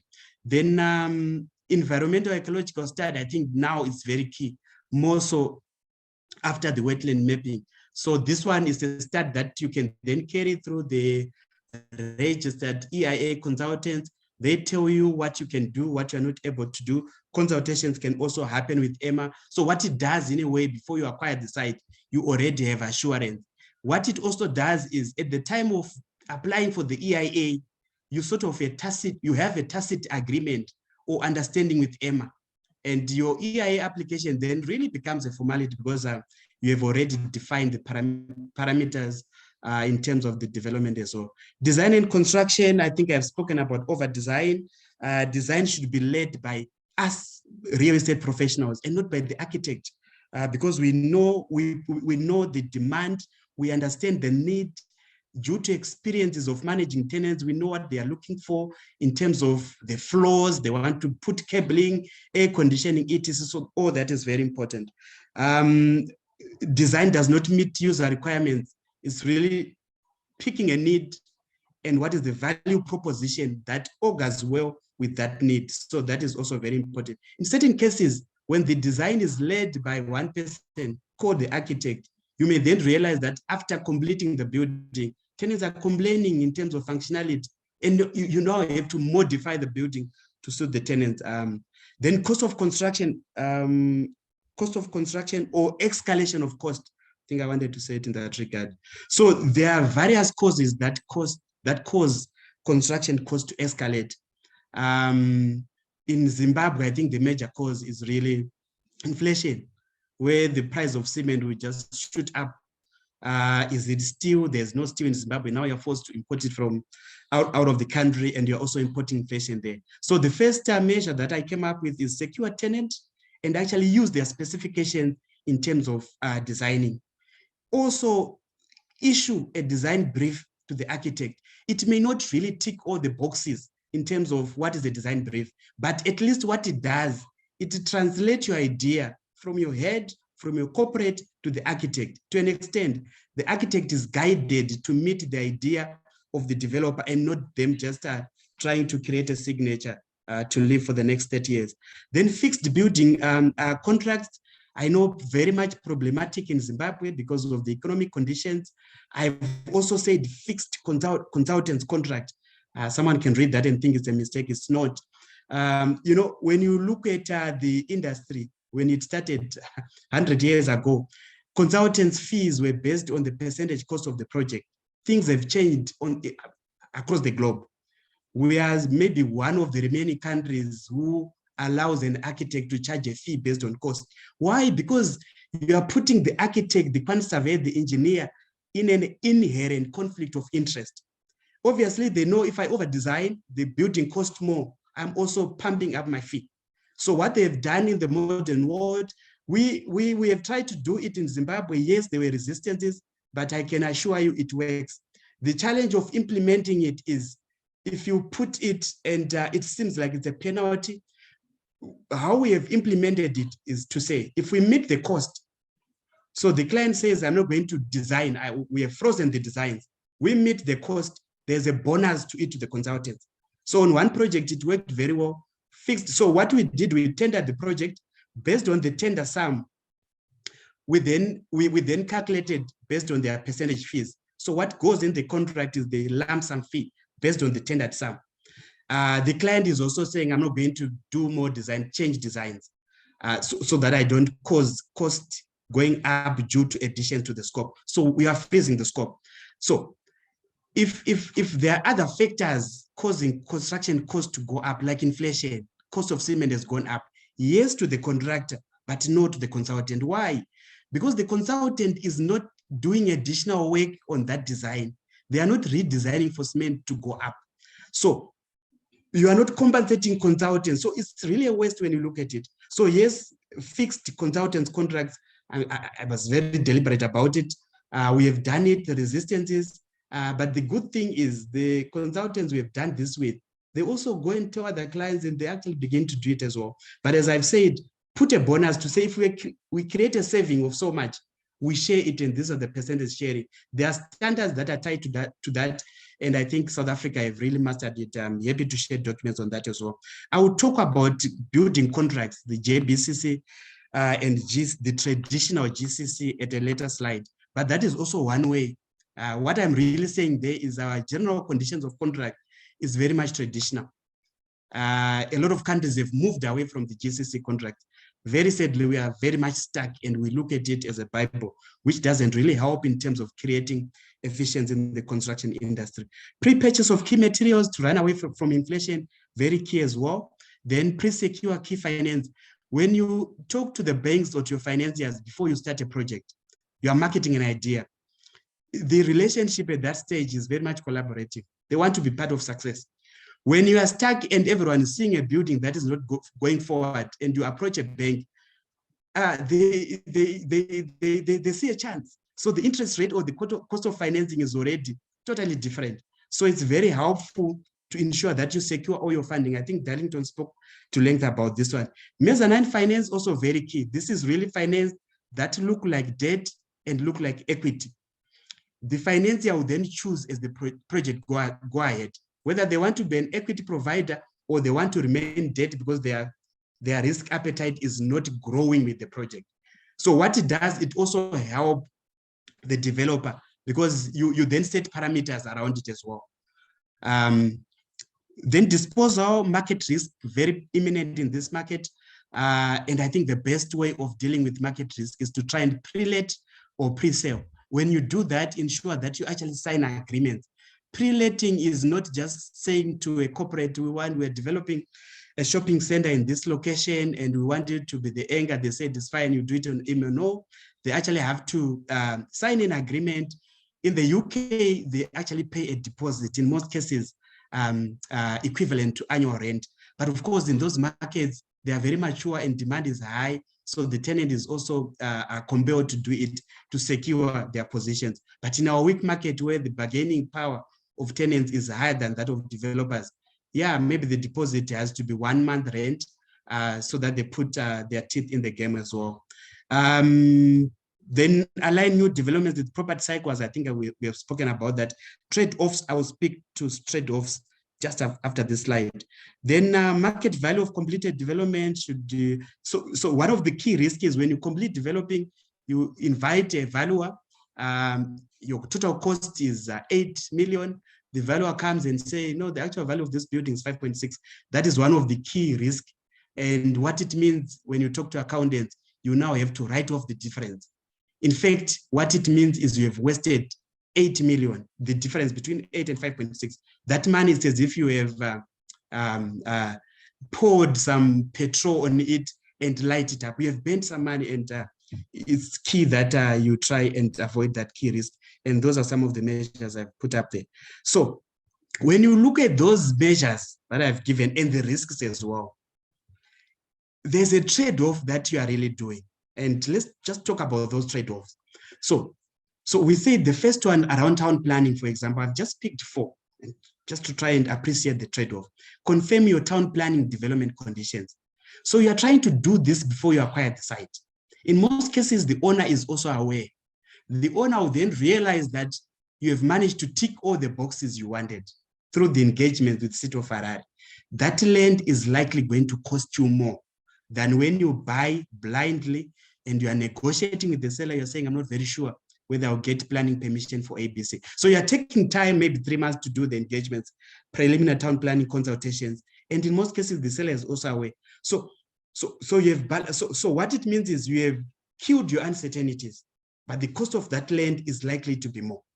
The same applies to fixed building contract. When you do your tenders, or even before you do the tenders, one of the key requirements when you issue out your tender document is to say we want a fixed building contract.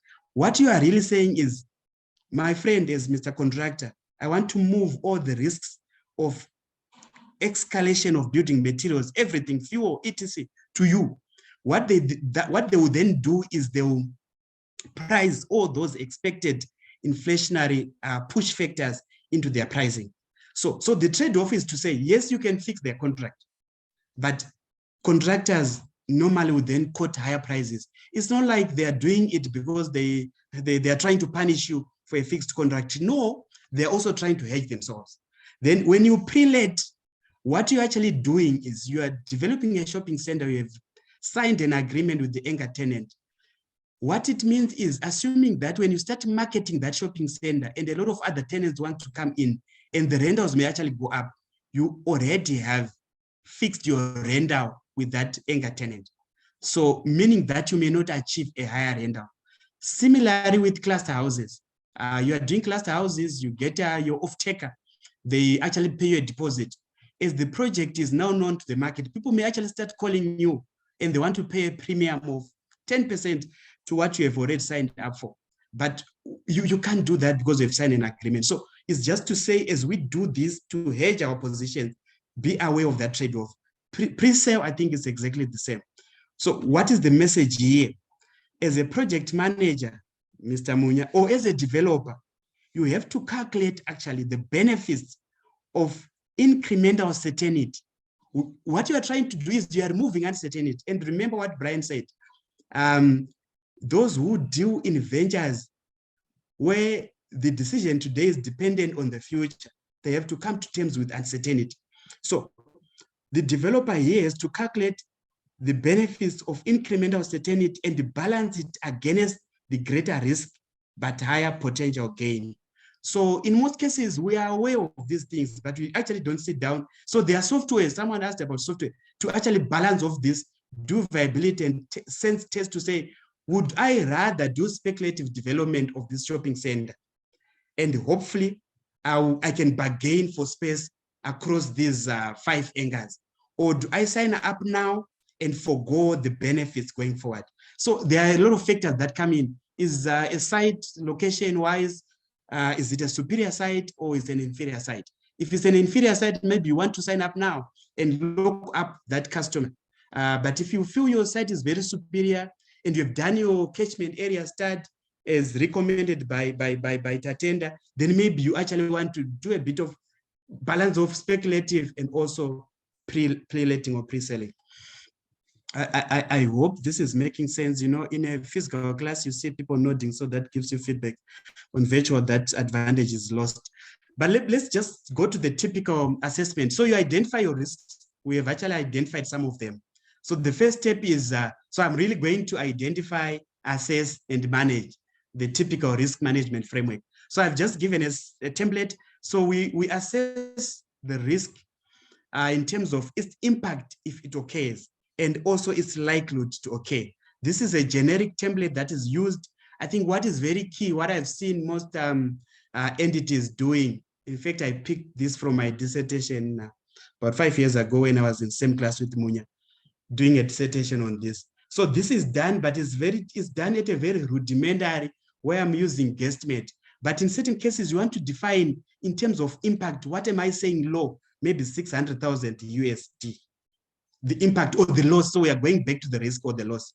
What I'm saying minor is between 600,000 to 1.2 million. So this really depends on the total cost of the development or the scope of the development.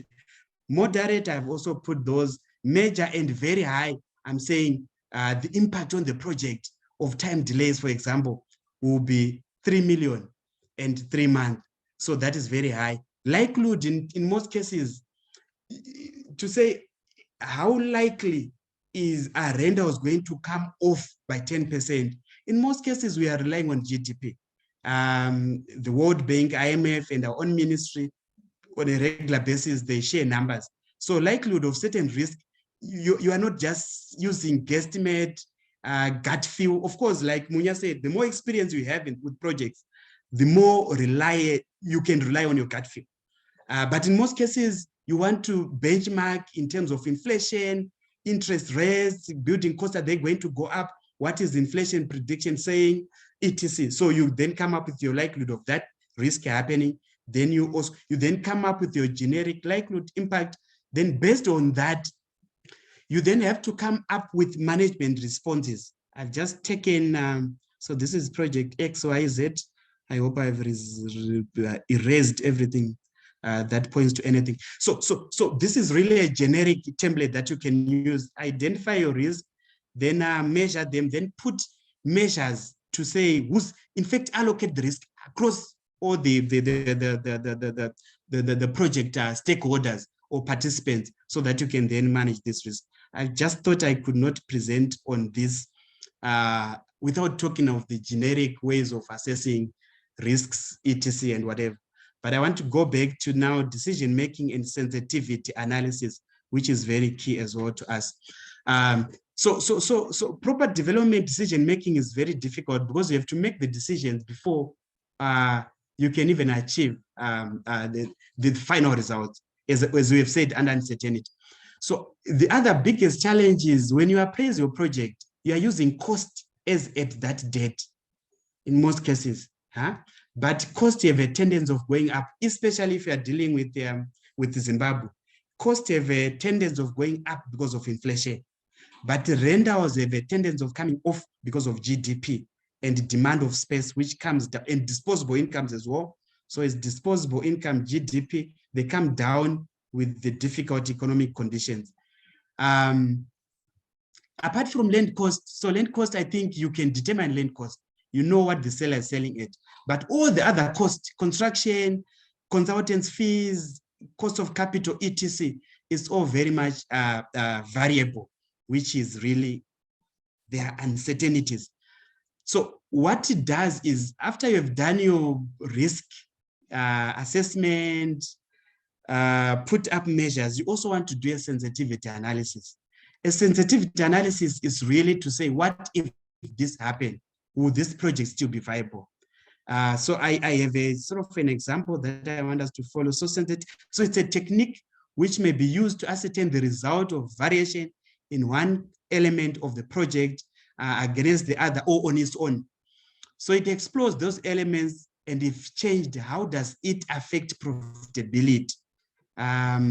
So I want to just take us through a typical example so that it moves away from theory to practice. So I've just identified the key variables within, let's take this as a typical residential, it can be commercial building. So rental income, because by pre-letting, yes, we can know, but if you are doing speculative development, but let me also make a point and say, even if you pre-let, you can pre-let and agree a rental. After 3 years, you and the tenant can be very certain that, you know what, the rent that you have agreed is not achievable now in this market because of ABC.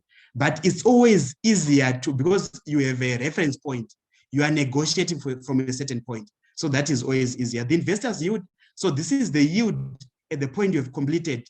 I've now gone to a valuer, they say this is the value. I now have listed the property. So the entrance yield, yeah. Then cost of construction, land cost. Land cost is not a big variable in the sense that you look it right at the start. But of course, the cost of financing on that land, even if you used your own money, opportunity cost, it will also be going up. Then area of, so this is the lettable area of the building. So the area, it varies. When the architect starts, they will tell you that we can deliver 14,000 square meters, but at completion, when you measure, you may realize you only have 11,800. So that's a key variable. So building cost, the biggest elephant in the room, especially in the Zimbabwean context. Professional fees are a variable, especially if you are using the Zimbabwean route of agreeing professional fees.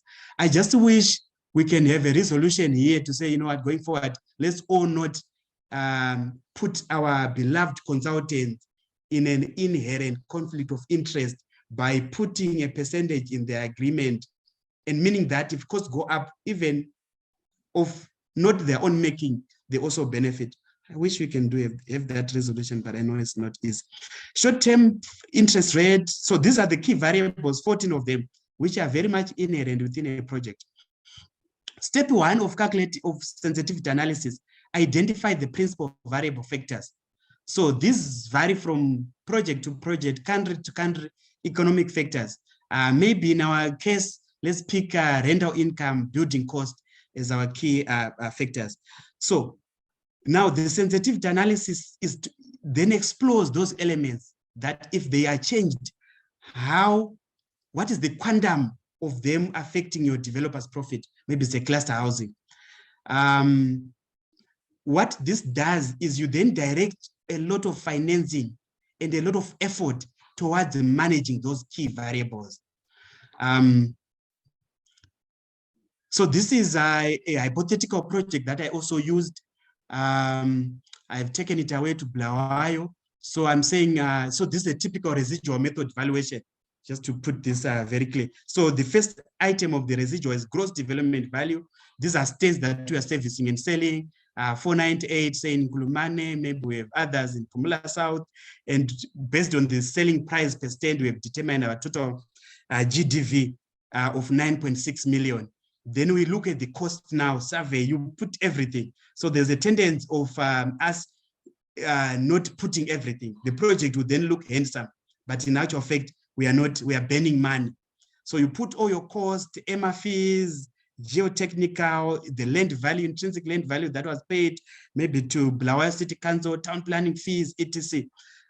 Your civil works, roads, water, etc. I want to go. So then cost of financing.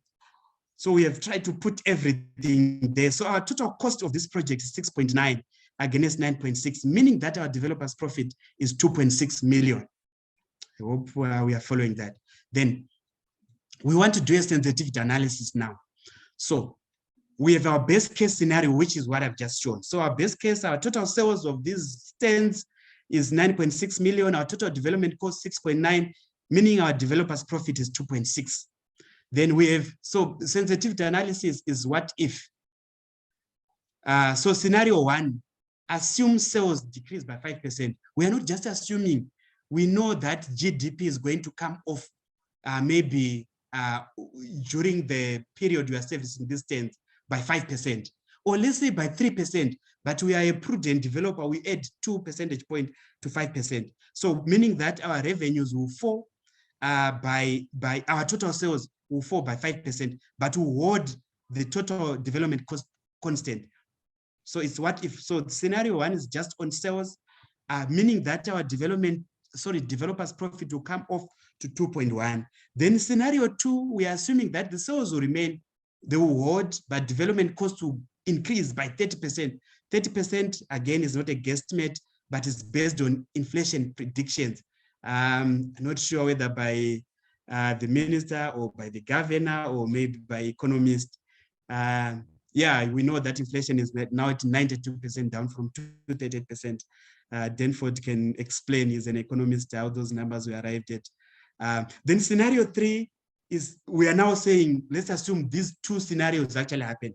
Both development costs increase by 30% and sales also decrease. You then realize that your developer's profit may actually go down significantly. The question is to say, what can we do to manage this? Maybe we have to pre-sell. We don't have to run away. My last slide will talk about not running away from projects because the risks are too high. So I have a very good cost code as my last slide there. Then on this slide, I want to talk about building contracts. You know, this really pains me because I think as a country we have not yet moved. So the general conditions of contracts are really the very much traditional contract that were used, generated in the UK. The UK itself, they still have GCC as a name. But if you check even on Google, they have a version maybe of 2019, 2020, or 2021. They keep on refining these contracts. Huh? The one that I'm showing there, IAZ, Institute of Architects of Zimbabwe, is dated in 1990. When construction started, the thinking is that the client or the developer is the one who have started this project. And as such, all the risks should be passed to this guy. Huh? Very unfair. But that was the thinking on a global level. That thinking is still very much embedded in this contract, the GCC, which is the main contract that we use in this country. The other countries have moved. If you look at South Africa, so this contract, when you look at it, it was done by architects. And so with all due respects to architects in the room, this is what you already know. In fact, we have engaged with the institute. They actually accept as well. So I'm saying this with all due respect. I'm not trying to gossip them. In fact, I have a case study of what we then did.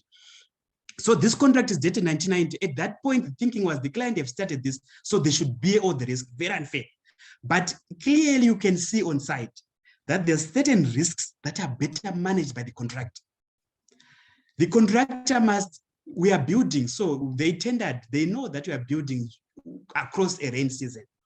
It is up to the contractor to check with the Met Office how many rain days we are going to have during this week. If we are going to have rain days, instead of bringing your workers on site, tell them don't come to work on this day. So when you go by the GCC, the Zimbabwean version, the one that you're looking at the left, it says if I bring my workers on site, they are not going to work because it's raining, but they're going to claim because they were on your site. Very unfair. But what is it that the contractor could have done? They could have checked with the Met Office. What is the milliliters of rainfall? 50. You can't work in that environment. Please, workers, don't come to work. We have cut that cost to the client and also on their side. But this contract is not apportioning risk management in projects to say who is the best person to manage. So that risk is a contractor one. Then on the right side, I have a contract. It's called the JBCC, Joint Building Contracts Committee. The beauty with this contract, before we even go to it, it's a lengthy document, I should say, but it came up not just being driven by one consultant, the architect in our case, no.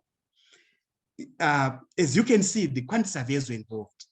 The South African Property Owners Association were involved. So all the stakeholders came together and said, you know what, this contract, the GCC are not serving our interest. They are protecting the contractor more because the contractor is saying, Mr. Client, you are the one who started, so you should bear all the risk. So this JBCC has really gotten a lot of adoption across Africa. And I have a case study to it. So I worked on some projects out of Zim. we were using this contract. We brought it to Zimbabwe. That was 2015. The whole project team, you know, as usual, we had one of the senior architects, senior quantity surveyors, senior engineers, and one big contractor. They all said, no, we don't know this contract. We don't know this, so we don't want to use it. They all said, I will walk away from the project. So we said, no, let's go and have training. So we then engaged the JBCC. We have a team that want to come for training. They were very happy. So the client actually had to take this whole team for training. It was a one-week training, and everyone was very happy to realize that this tool is very much suitable. I must say this project, it's very rare in this country to deliver a project within budget. This project was delivered within budget. In fact, the consultants' fee contracts were also fixed. I'm happy that they got their bonuses. I keep talking, so we are now friends with the architect. He tells me, you know what, Gibson, I'm not using the JBCC across Africa on my other projects. So I said to him, maybe you should consider paying me a fee for it. But the point I'm trying to make here is, as a country, we have lagged behind and we need to catch up. Yes, I know there are people who say, no, we want to have our own JBCC, the self-determinism approach.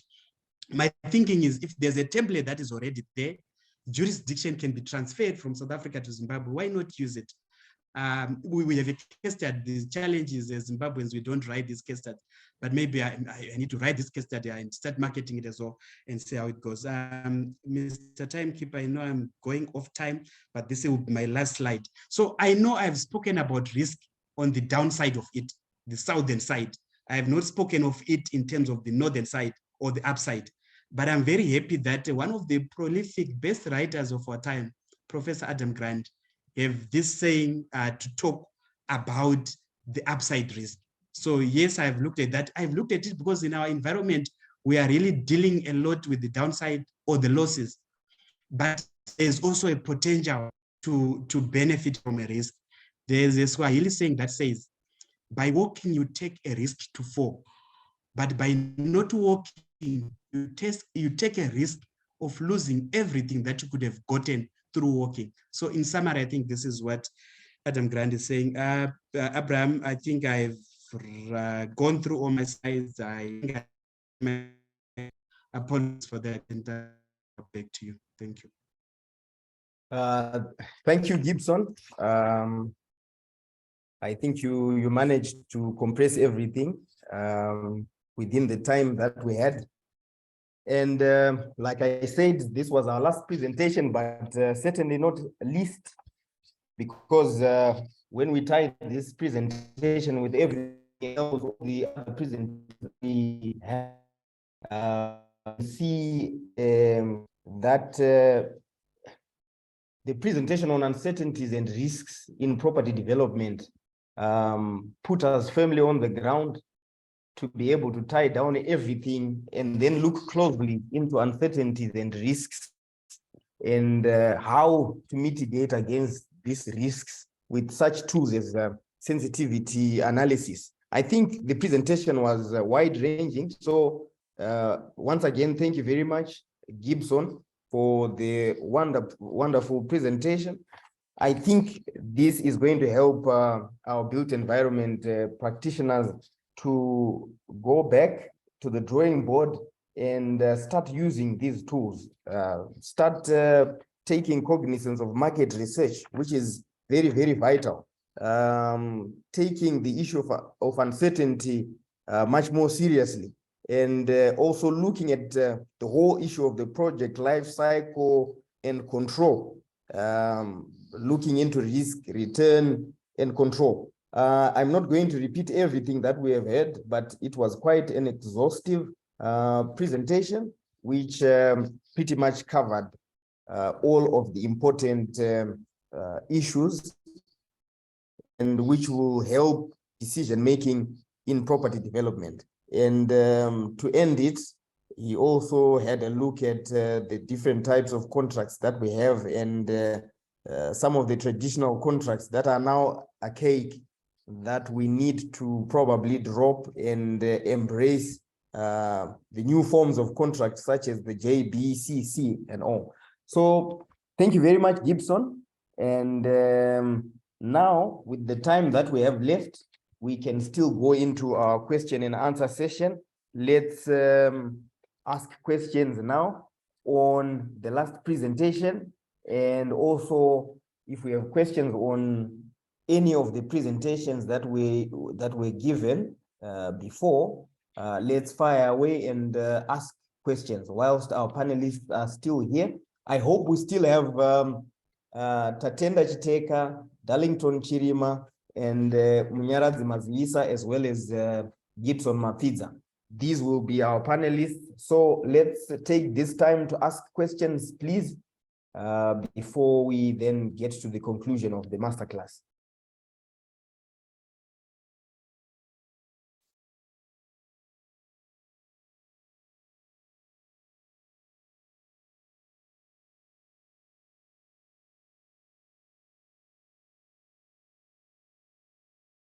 Members, if we have any questions, let's post on the platform, or let's interact with our panelists here.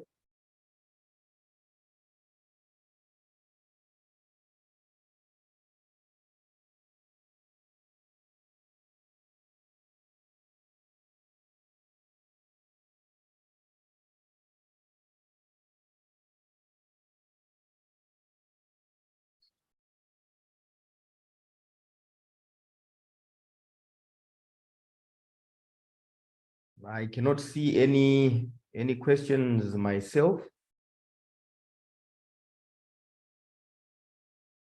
on the platform. Let us post questions on the platform, or let us interact whilst we still have our panelists. Hi, thank you. Mine is not a specific question. I just wanted to find out if the recording of the webinar is going to be available to the attendees. Thank you. Thank you, Musa, for your question. And yes, the materials from this masterclass, the presentations are going to be made available by Raise.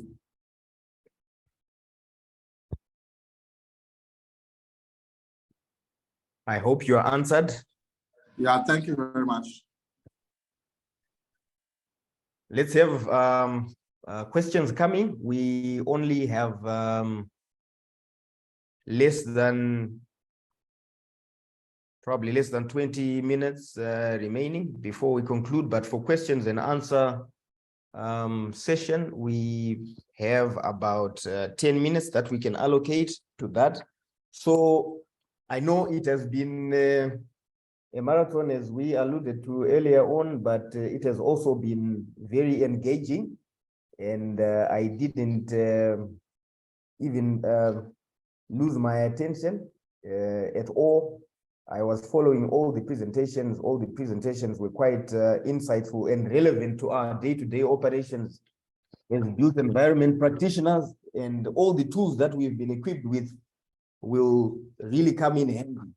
You see, there are many projects that have become white elephants because people have just proceeded with projects without conducting the necessary due diligence. So it's very, very important that we take these lessons to heart and implement them on the ground. There's a question from Peter Ngara. Right. Have there been any attempts to have a hybrid contract incorporating good aspects of the GCC and JBCC, Peter? I think that's for Gibson. Has there been an attempt to come up with a hybrid contract incorporating the good aspects of the JBCC and the GCC? Gibson, Yeah. Thank you, Abraham, for that, and also thanks to Mkoma Peter. So, so I would say in Zimbabwe there've not been any attempts, but I want to answer the question and say at some point everyone was using the general conditions of contract, including South Africa. They have their version, but when you look at their version, maybe it was last updated maybe at the same time with us, 1990, maybe 2000. Huh? So because they now have a new tool which has really been adopted across South Africa for building contracts, not for civil engineering. So I'm thinking, yes, we may need to adopt it to suit our conditions. But the JBCC, when you look at it, it's a composite of other pioneering building contracts, including the GCC. But in Zimbabwe, I can confirm no, partly because I'm in direct contact with the JBCC, and I think they should have informed that there's further interest as well. So I think at the moment, no, it would be good to initiate that. The challenge we will always face is because the IAZ is owned by the architects, and that push to combine, it needs all the various the built environment participants, stakeholders, so to say, the property owners association, the consultants, the professionals, etc. But my experience with architects is because the current contract that we are using is really their contract, but also people don't want to change because they are so much used to IAZ. Most of them, they have arbitrated issues and they now know that contract like inside out. So but they know the inherent weaknesses, like one example I've given in terms of being built for rain days. Yeah, but there are no attempts, but maybe we can start here. We are representing really the built environment to try and make a push for that. But at the moment, not yet. Thanks. Thank you, Gibson. I think this is a very interesting discourse on these building contracts. And I'm sure as built environment practitioners, as Gibson said, we would not want to leave it or be at the mercy of the consultants. Let's advocate and push for forms of contracts that are friendly to ourselves and other stakeholders, the client included. It will be very important going forward. And it also is very critical to mitigation against uncertainties and risks and the sharing of risk. So it's a very important discourse. Do we have any further questions for Gibson or for any of our other presenters? Do we have any further questions? There is one which says, can a white elephant building later be a bankable project in the future? And what is the solution for a white elephant building? Thank you. Can a white elephant project in the future be a bankable project? I think this is for all of our panelists, but in particular, Gibson and Darlington as well to address. I know of one building in Harare, I won't mention the building, that has really become a white elephant, and there have been attempts to resuscitate it, make it profitable, but they are struggling. So these things are real. So Gibson, Darlington, and our other presenters as well.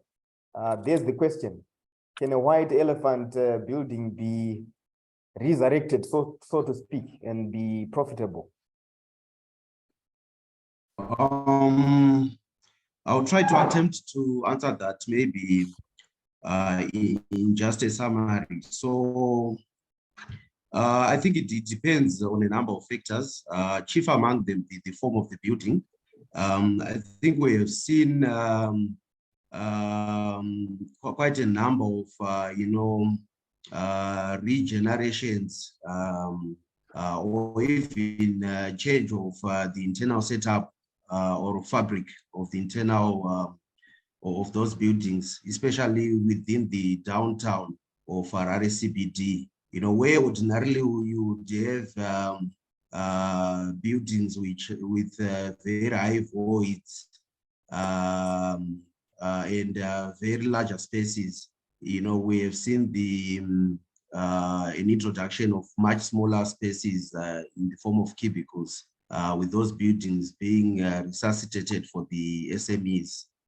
So I think there are quite a number of factors, and obviously subject even to the capital requirements upfront needed to then change that form vis-a-vis the returns. I think there will be scope, obviously, to convert white elephant buildings into income generating. Thank you.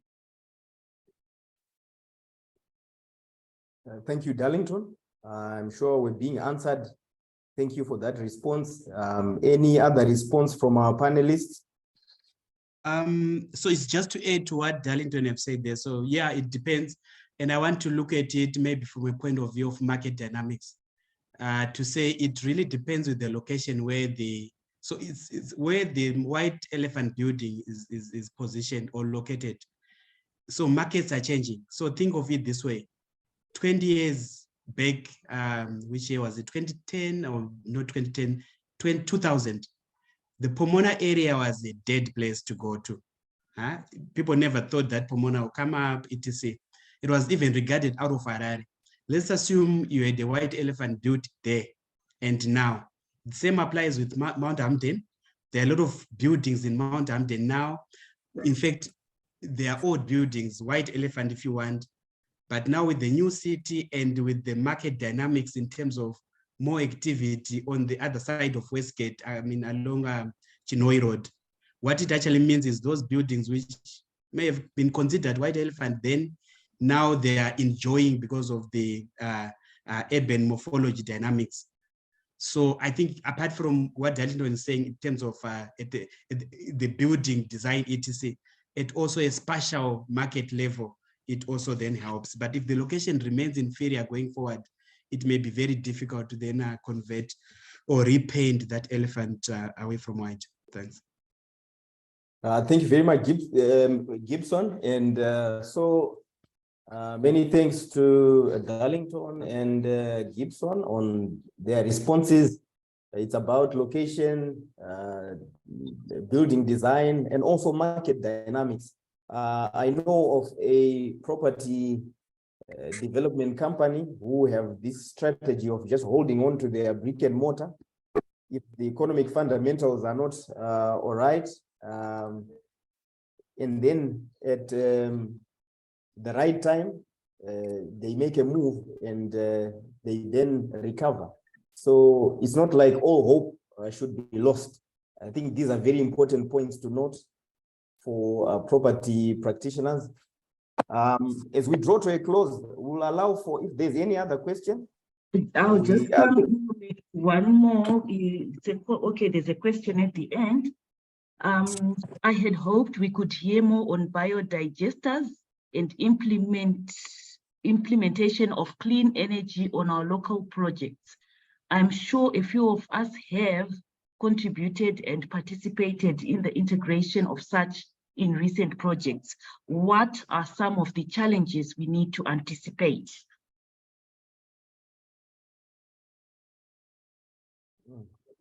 Any response? I second that. Presenters?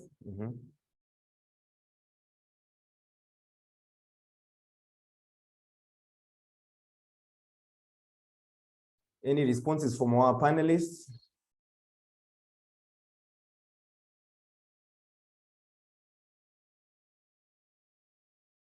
So many of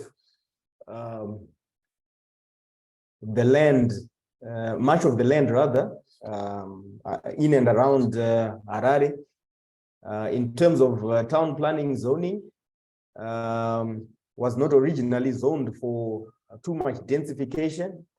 And in many of the low density areas, they were designed for sewage reticulation by use of septic tanks. So there's no council trunk sewer running through much of those properties. And now that the policy of densification has been embraced, developers are having to adopt these technologies, such as the use of biodigester stations for sewer reticulation.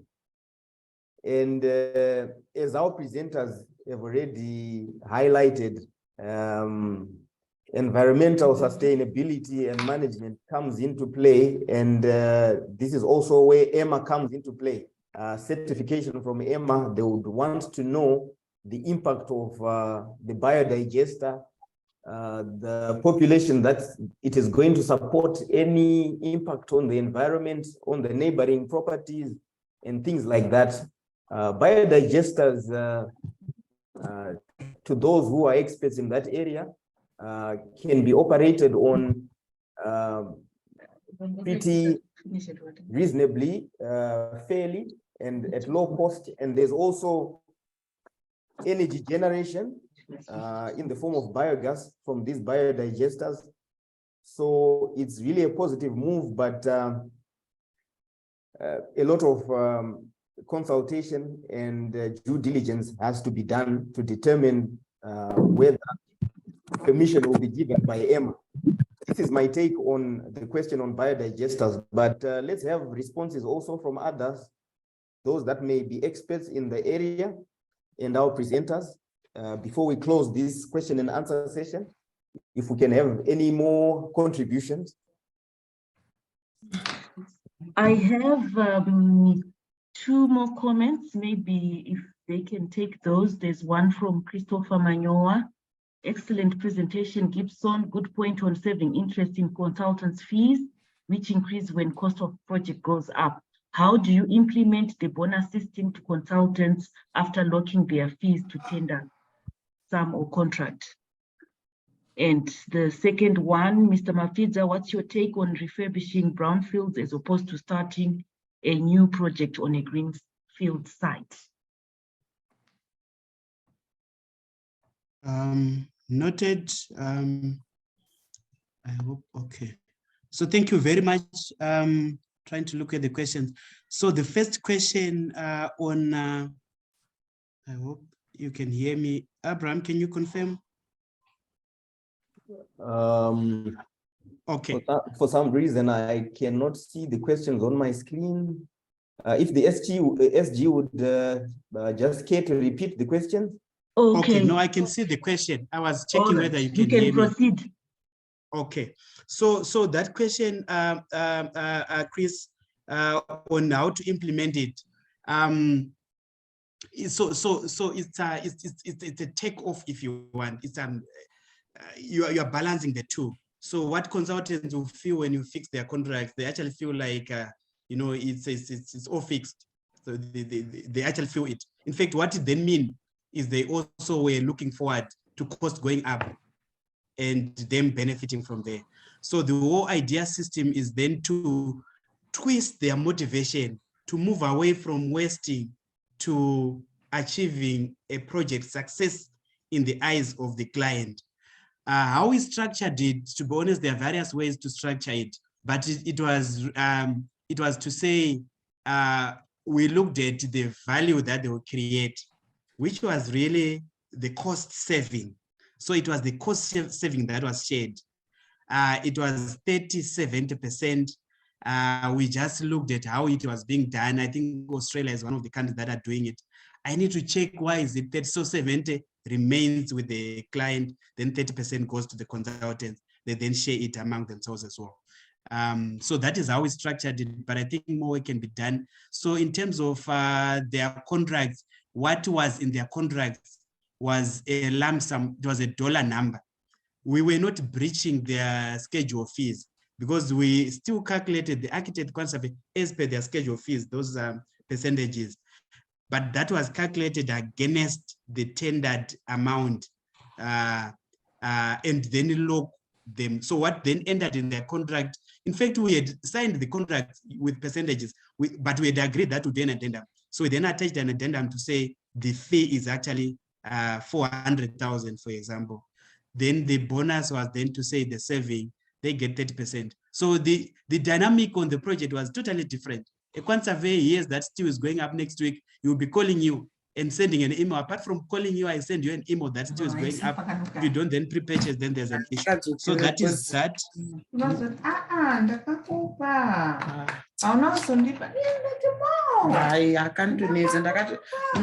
Sorry, could we mute our mic? Chengeto, please, can you mute yourself?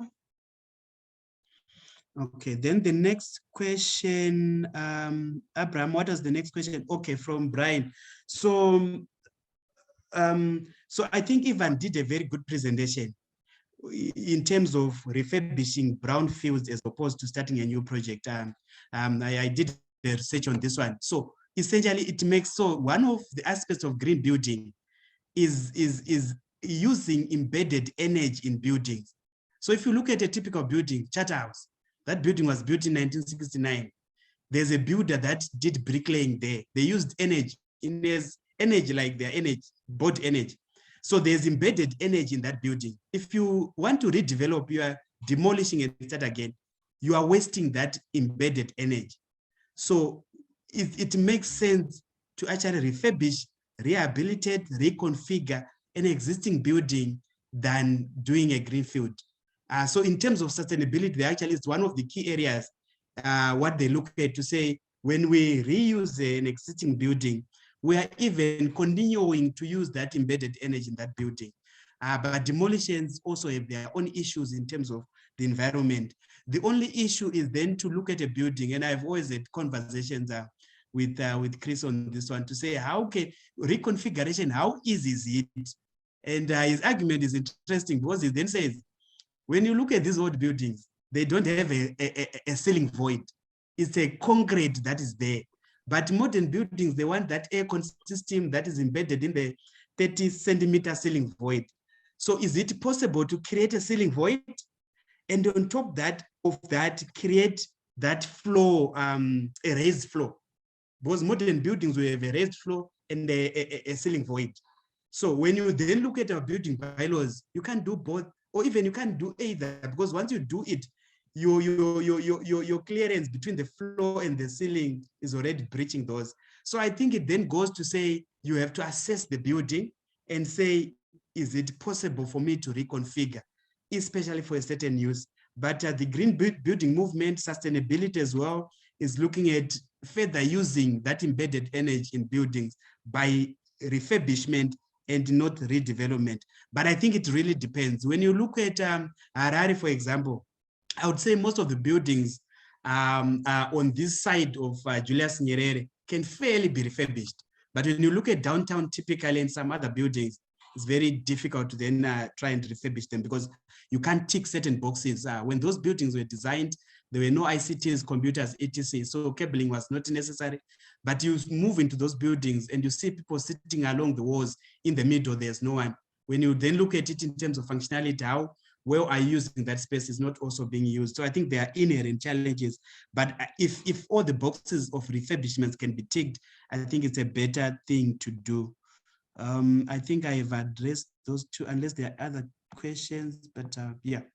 Then there was a question on mezzanine finance from Peter. So mezzanine finance really is when you approach, let's say, a bank, and they are not sure whether they want to, so they are happy to participate in your housing development. In most cases, they are also not sure whether this is going to be successful. So it's uncertainty again.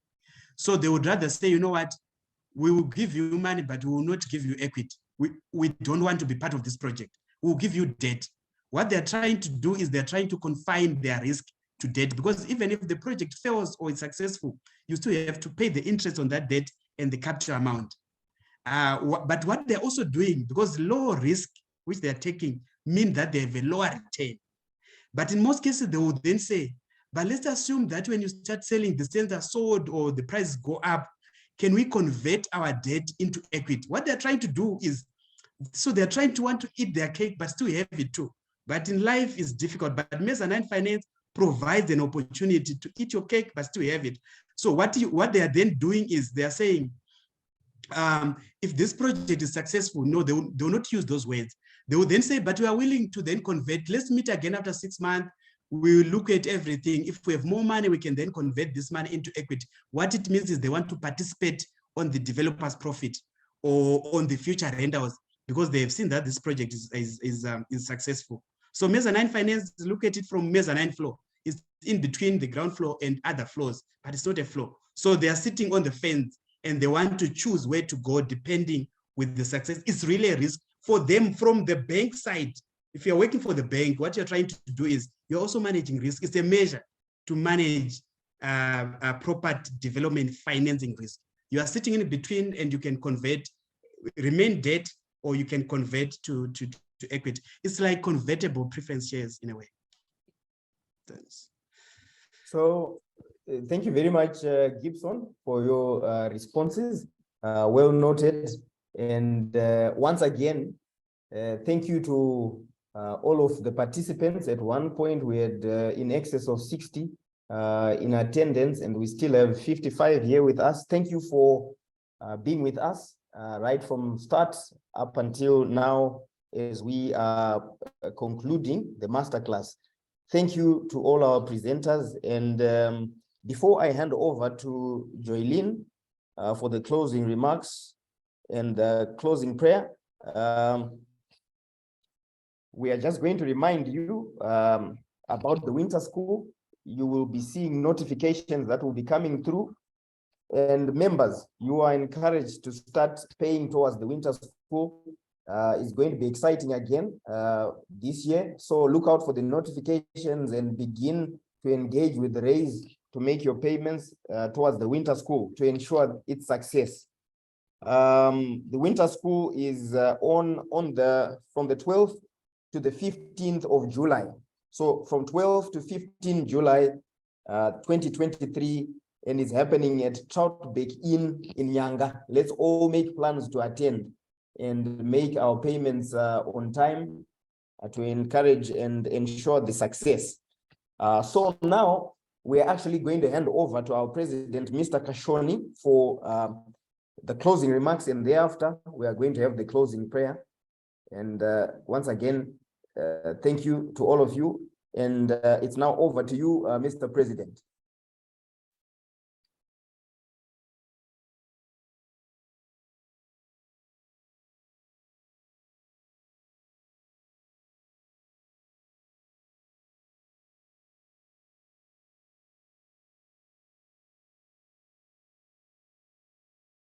We are coming to the conclusion of our masterclass, and hello, can you hear me now? Yes, we can hear you, Mr. President. You can Hello. go ahead. Okay. Hello, Mr. President. You are clear. Thank you. I would like to thank the Publicity and External Affairs Committee, headed by Ms. Mureka Chiro and the entire committee, as well as the Secretariat, for hosting yet another successful masterclass, this time in property development. And then I would like to take special mention to Tatenda Chiteka, Darlington Chirima, Inyaradzi Mazivisa, Ivan Cornet, and last but not least, Gibson Mafidza, the experts who have actually unpacked the essentials that are required for people to be looking at property development. I, for one, have a lot of people calling me and saying that I have an acre, I have 6,000 square meters, I need to do clusters. People tend to just go where they think they can get returns without really looking at the numbers. If you go at the corner of Harare Drive and Borodo Road, you will see there are more than 20 TLBs. It's because people went on to invest in those without necessarily looking at the risks that are attached to getting into such kind of risk undertaking. So this, for me, has proved that as RAISE, we have members who are able to assist and make sure that at the end of the day, whoever intends to invest in the built environment is actually correctly cancelled and given the correct information so that they can have a decision that is easier. On that note, I would like to remind the entire real estate of Zimbabwe fraternity that we need your support. We need the support from the subscriptions. We thank you for the subscriptions that you are paying for for your students. We thank you for also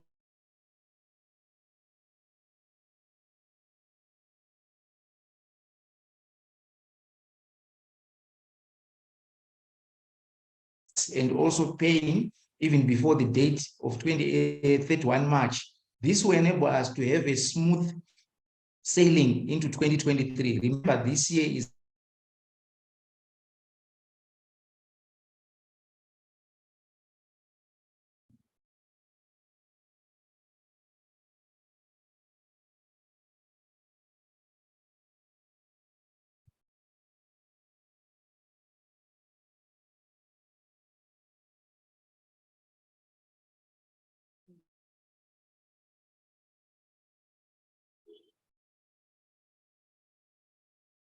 Seems like Mr.